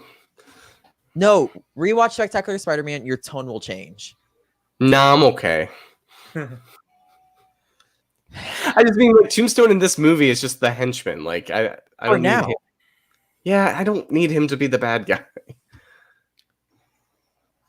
I would be down for them doing either using a character we really haven't seen before as the villain or really changing up some of the Spider-Man villains we've already seen. Like I wouldn't mind if they tried to use Mysterio again, but like an animated version. I think it could be very interesting.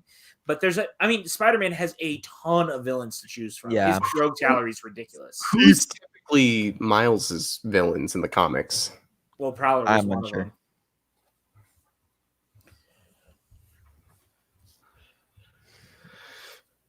Also, him holding onto the web like that for his dear life is just such good like character moments. What do you think they call the second one? Do you think they keep the as a preface and then Spider-Verse is something else? Yeah, something like that would be cool. Into the Spider-Verses.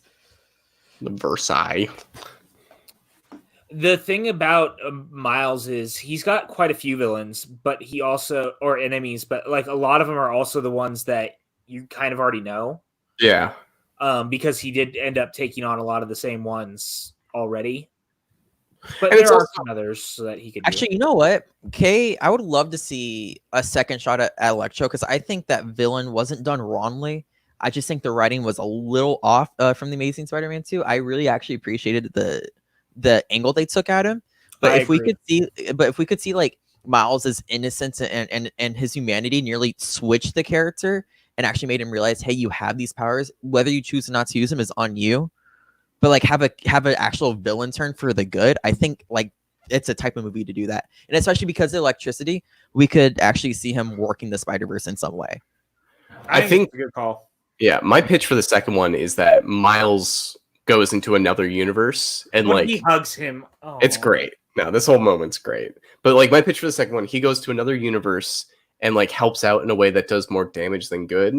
And that has to understand that some problems are not yours to fight. And Right. what do you do with that of somebody who has to recognize that there are necessary evils? And like my version of Doc Ock was evil, but theirs is good. And you can't have preconceived notions of that. It's not bad. Love you. That's my 5-second pitch I'm thinking about now. Oh, that's so good. That's so good. From your friendly neighborhood Spider-Man. Also, he doesn't die, which I think is such on brand for Spider-Man. Spider-Man Well, doesn't kill. That's something that I don't want to get into it too heavy, but I always hated that the Raimi films always killed the villains. But it was never him killing them. No, that's not what I mean. I just meant that they died because Yeah. I hated that you were killing off the Rogues Gallery. And the MCU has done it too, so it's not just Raimi. Like I don't like when you get rid of villains right away. Like let them grow. I think that's just kind of the thing that I fight against is just I hate the universe mentality right now. For me, the Sam Raimi singularness of those films are what really appeal to me of contained story. Oh, You- dude, Wrecking Yeah, Power. But I mean, even the Dark Knight leaves the Joker alive. Yeah. the rest in power on the graffiti It's wall so for good. Uncle Aaron is Yeah. amazing. Well, in this moment where he goes back to MJ is I also liked with Penny Parker, the little spider friend was pulling a screwdriver towards her to help Yeah. out. It was so cute. yeah, it's adorable. It's just and this whole like end speech really ties together the whole message that makes this film feel so good of just it's in you Well, to and be this is Spider-Man. and this is very Raimi-esque because that's something that his Peter Parker did too. Sum up the movie in a way, you know. Yeah. Ooh, ooh, that shot. You okay, That was Evan? stupid. So, and it ends where we started. Oh my!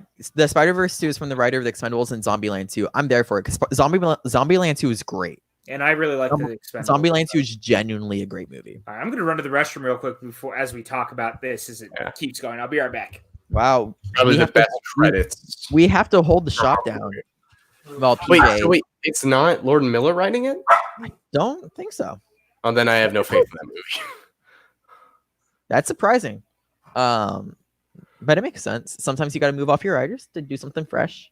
So Pat, you've now seen the movie for your fourth time now. Any Yeah. concluding thoughts? I didn't mean to attack you at all during this watch. No, I just no. We're all here. It's fun. I creative conversation. unabashedly love this movie, and it's really Oh, I do too. I think the mark of a great film that somebody loves is that it has flaws, but not even those flaws can, bring down the overall greaterness of the film. It's just a warm, like, hug of a movie that, like, this is what I would want from a blockbuster of has a little challenging moments. Kids could come enjoy it, but there's so many, like, what kid is going to get a Banksy joke? And it's just all these kind of like different things that all come together in this weird erratic way that my mom can't watch the Lego movie because it's too erratic and it's very fast paced. This one feels like just enough like for her to be able to get into it, but still have that energy to be fun and engaging. This credit sequence. I love this credit sequence. It's so good. It also just speaks to the animation, how much time they took with it. But it also feels like so contemporary about like meme culture and like having gifs and which also explains the end sequence. Yeah, which if Oscar Isaac isn't in the second one, I riot. Yeah, I would. There's no way that they had him in that just to not use him, So wait, PJ, is Lord and Miller not writing the second one? They're producing, they're not writing it. I have much less faith in that movie. I mean, they're still probably very hands-on though. Like, you know what I mean? Yeah, and I really like the movie too. I also understand where you're coming from in a way though, because like when I look at Cloudy 2, Lord and Miller didn't end up writing it, and Cloudy 2 is a much lesser film than the first one. Yeah. But Zombieland 2 was actually really great. So part of me thinks that that's the writer that they got for it. He seemed to get the world. He seemed to get character work that had been done by previous people. I gotta watch Zombieland 2. I've heard a lot of different things on it. It's great. It is it's so good. But I'm also I never saw the first one though, right? That's the other thing. I didn't see the first Zombieland. I've only seen the second. Right. That person who helps others. This whole having the must be done. A real superhero. And Steve Ditko credit. That's cool of him. That's. Yeah, no, we were talking a little bit. Evan, yeah, what's your kind of impressions this time? I think like my favorite thing about this film is that it just keeps going. There's never like a moment to like pause because it doesn't need that moment, because all the emotional moments come along with the action and come along with all these character interactions. And I think also because the film was targeted for children, yet adults really get a good kick out of it because we all love Spider-Man. It's so impressive, the balance. And also, and one last shout out to Peter Ramsey. His mark is all over this film. And whenever I think about Spider-Verse, I go to him first, because I would be thoroughly uncomfortable with anyone else directing this movie, considering that like Peter Ramsey is probably one of the most important Black directors in animation right now. Mike K says, I thought Lord and Miller wrote the story for Cloudy 2. They may have written the story, but they didn't write the script. I want to say it was actually Jonathan. Was it Goldstein? Let me see, because I'm curious now. Yeah. So that's. I think this movie does have the slow moments. It's just that the characters are so good that you don't notice them slowing down for a second to let Miles bond with his uncle. And the screenplay for Cloudy 2 was written by John Francis Daly and Jonathan Goldstein and Erica Rivano. So Lord and Miller came up with the story, but they didn't write the script. And in my opinion, you could tell. Well, yeah. Well, here's the thing: Lord and Miller's best attributes is their dialogue. I agree. It's what makes things so fun. It's not even like their storytelling. It's their dialogue. It's their quick-wittedness. It's their ability to keep things going. But they also know where's the fat to cut in a story. Like 21 Jump Street is the buddy cop comedy without the stupid parts. Right. And this is a Spider-Man movie that has no fluff. It's, they understand also the balance of tones. Well, and that's to Evan's point that it just keeps going. Like, it's such a rocket rod of just, you get in and you're just zipping through this story. Like, you don't breathe. It just goes. And I think that is good. We use rocket rod as a descriptor more. Yeah, I was thinking of Disney. Kale says that they didn't write 22 Jump Street, but they still directed it, and their influence is still all over that movie. And I mean, a lot of that film is clearly also improvised. Yeah. Because that is very much their style. So even if they didn't write the bones of it, like, they clearly were very involved to the point that you could feel it. And he said that Lego Movie 2, I haven't seen Lego Movie 2 yet. It's great. I watched it on a plane. I was really surprised at how much I thought it really captured the first one again. Okay, I have to check it out because my favorite of all those movies is actually Lego Batman. So I still need to see it real bad. Lego Batman, if you like this, you'll like Lego Batman. Because I think Lego Batman fits this tone and feel. Lego Batman got fucking slept on, dude. Yeah, it did. Lego Batman, I think, is arguably the best. It might be one of the best Batman films ever made, and I think it's the biggest love letter to Batman in all the right ways. That the whole Lego movie thing, because I even heard Ninjago was actually pretty good. Ninjago's good. I've heard, yeah. And it's weird how quickly Warner Brothers just like churned those out and kind of like snuffed out those movies' potential before they even really like had it. Because the first one blew up in a way no one expected, and then the second one came out way too late, and there were way too many. 5 years later. Yeah, ridiculous. And they wondered why it didn't perform well, and it's a bummer because I really love that universe, and now Universal bought the rights. And I'm going to be curious to see what they do because that actually might be good for the movie. Like that honestly might be good because I have this really weird trust in Universal to take properties like those and just run with them. It's dependent because I'm also not the biggest fan of Illumination, and that's Universal. Yeah. So like part of me is like, if anyone at Illumination gets involved, I'm initially going to be very worried. If they, to be fair, Illumination also gave us Despicable Me 1 and 2, which I think those films are. Good night, Ferris. Thank you for being here. Thanks, dude.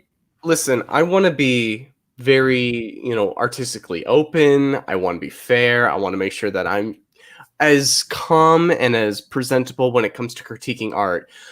But Illumination is buttholes, and I don't like their movies. Oh my gosh. Yeah, I can safely say that there's only one of their films that I ever enjoyed even a little bit, and that was the first Despicable Me. Second one's good. I think the second one's real good. It doesn't do it for me, man. I thought that Despicable Me 3 was awful. Minions. And that bums me out because the Grinch. People like the Grinch. I need to see it, but people actually enjoy it.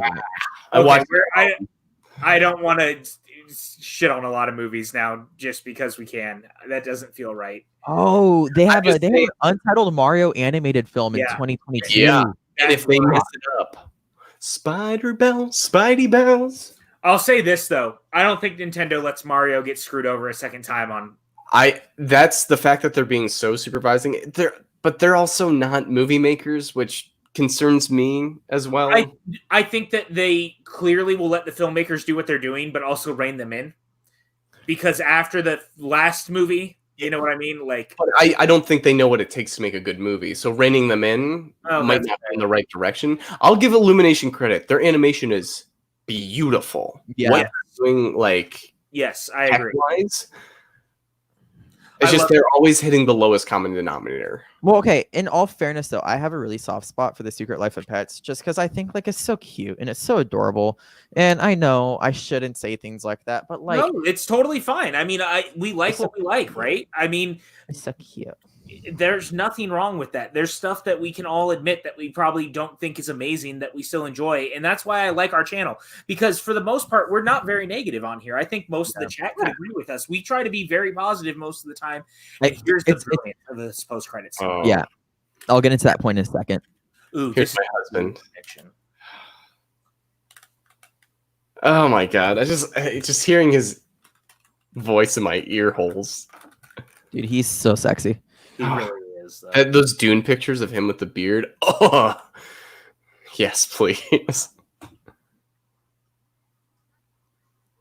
They know exactly what energy they need, and they cast the perfect person. Well, and the fact that it's Spider-Man 2099, who is such a niche character, and yet here they are doing it, and I love that just so much. The last time. And this is perfect, by the way.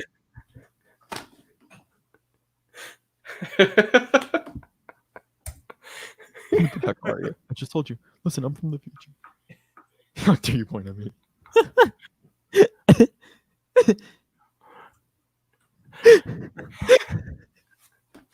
This is physical comedy always wins. Yeah, I love slapstick. they could get away with that. What a move to end that way. When they showed it at Sony, they had a picture of Spider-Ham come up and it said, "That's all, folks," and then that's everybody. That's cool. It was really cute. And I got a Spider-Man notebook that I'm using for my D&D campaign and a backpack that is my closet. You're having a D&D campaign and you didn't invite me. Also, but anyways, Pat, to your point about like PJ, your point about like us being all positive, it's very rarely that you'll catch me shitting on a movie. For the first time it's probably happened in like the past 3 weeks. As I can say, follow me on Letterboxd because I'm having more fun with this app and it's really weird having a movie app. I put down my thoughts and feelings about the Phantom Menace. It's a fun movie, but it's slow fun. So yeah. Ready Player One poster behind you? Yeah, I do. That's freaking awesome. No, I love that movie. I just wanted to throw that out there. Also, that's Dead Man Tells No Tales, Rogue One. This is a card trader tops Luke Skywalker versus Darth Vader poster. And then I'm sure you love this one right here, the Red Sox 2004 pennant. I don't want to see that at all. I just want to say Mike K makes the bold prediction that the Mario film is going to be for Illumination what Peanuts was for Blue Sky. I hope so. And yeah, man, I hope so too, because I would love to see them doing stuff that I want to see. I really would. And I don't feel like we get that all the time from them. And that's too bad because I like them. I think that everyone over there is very talented. It's clear that they're very talented. I just think that they're going for the lowest common denominator, like Hogue said earlier. But that doesn't matter because we just watched Into the Spider-Verse, which I think still holds up to this day. I mean, not that it's that old, but it's still like, God, it's so good, you guys. Yeah, this movie, regardless of where I am, I went to a good chicken place in LA a while ago called Bangin' Buns before we were forced to not leave our houses. Wait, that's not the name of a porno? It's yeah, okay, I get it. It's good chicken. It's delicious. They were playing Spider-Verse in the background, and you can't help but just, whenever it's playing anywhere, just stop and kind of stare, one alone at its beauty, and two, just every few seconds there's a new character quip and there's a new thing to latch onto, and this movie is kind of a hug in a way that you just don't get from a lot of movies that have these kind of characters or like this big of a budget. It just feels like a full meal of, we know we're getting a sequel, but this just felt perfect. Everything we just needed. This is what I want in a film. It's not trying to tease 6 sequels. It's not trying to blatantly, pander to fans. Everything is in there for a reason. And if does have fan service, it's in a way that doesn't get in the way of the movie. And two, if you know it, you feel that much more like the people making this love the property the way that you do. It's just kind of what I would want, modern day blockbusters to follow as an example. And it's very forward thinking in the cultures that shows. Like, this is not, we get a Black Hispanic superhero. That's big. That's, we need more diversity. We need more just kind of representations of heroes. And its message at the end of anyone can do this is so well drawn throughout the film that you can't help but leave feeling energized. No, totally. I agree 100%. And I think it was such a smart reinvention of the Spider-Man mythos in the right way, and like bringing in a lot of different versions that, like, Spider-Man Noir is never going to get his own film, but to have him as a part of one and you can kind of see that world too, there's something to be said about that. I think it's just brilliant. Could you imagine a fucking miniseries? I know that they're doing a series of some sort, I think, on Cartoon Network. Mike K, maybe you can say it in the chat. I know that they were working on something and Noir was part of that. So you may not be far off. Or Far From Home. Very good. That was awesome. I'm going to go cry. Right. But yeah, the film's as perfect as a film can get. Not to like harp on this too much. Not a shot, Hogue. I'm gonna hit your head with bongos one more time. No, I thought it was funny. I thought you were gonna say it's as perfect as a film can get, not to overstate anything or like not to like go too far with it. But yeah, no, it's just so much fun, but it also does so many things right. Like, I can count like on 2 hands how many times I get chills in this movie. That doesn't happen a lot,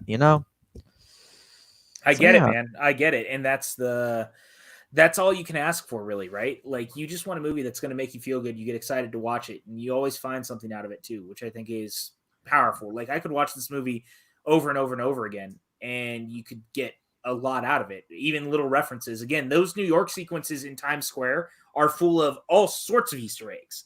I mean, that alone is worth watching this movie over and over and over again. But knowing also that they really want to bring in Andrew Garfield and Tom Holland and Tobey Maguire is just so interesting to me. and that Sony thought people wouldn't be ready for it in the first film. But now you got to think they're probably biting at the bit.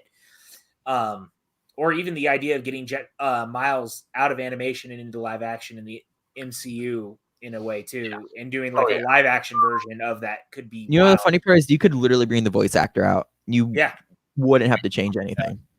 So there's all sorts of things that we can look at, and there's a lot to see. So I'll be curious to see how it all plays out. But I'm excited. I'm glad we did this. I don't have an announcement for next Monday. Evan, we forgot to talk about it because we've both been so busy. We'll reconvene tomorrow. I say we put out a poll again. I love these polls. I mean, what do you guys say in the chat? Toss in a couple of movies. No, I don't trust the chat. They made us watch the Simpsons movie. It was good. It was a pleasant time. We hung with friends. Pleasant time. Yeah, it was a pleasant time. Like, there's so much good animation out there. And like, we watched the Simpsons movie.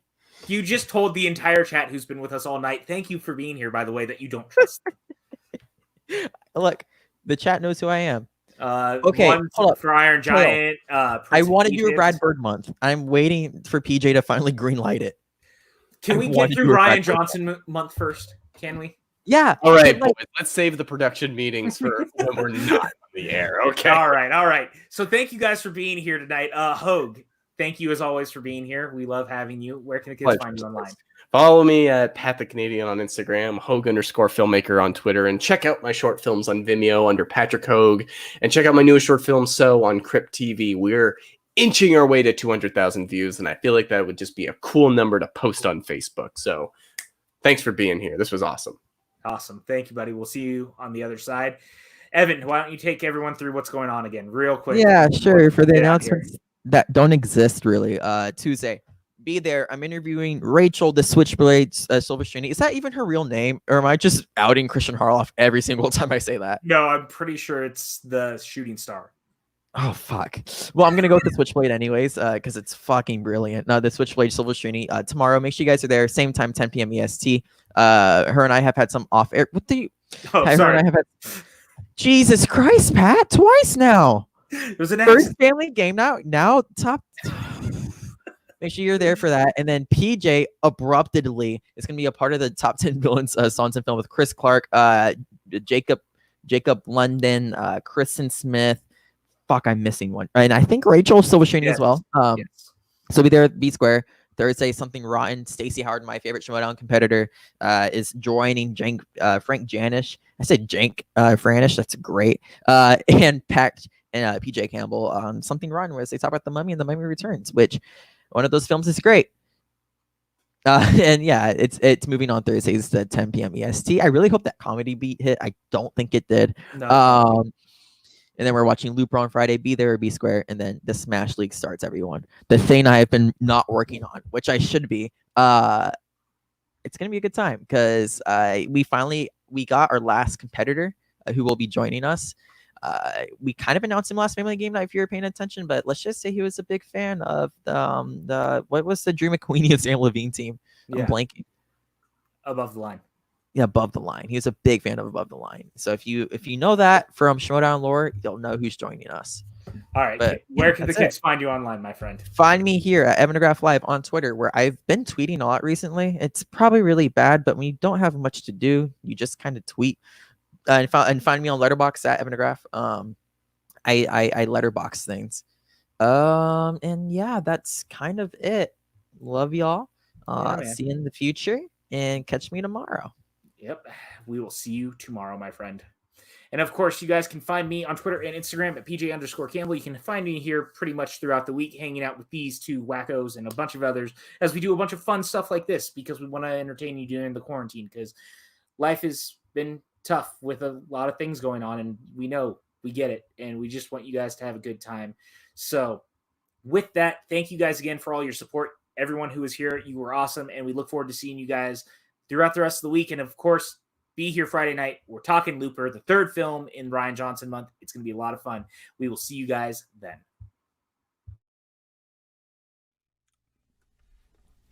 I want to be so long.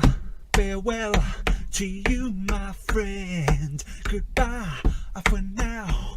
until we meet again. I said so long, farewell to you, my friend. Goodbye for now, until we meet again.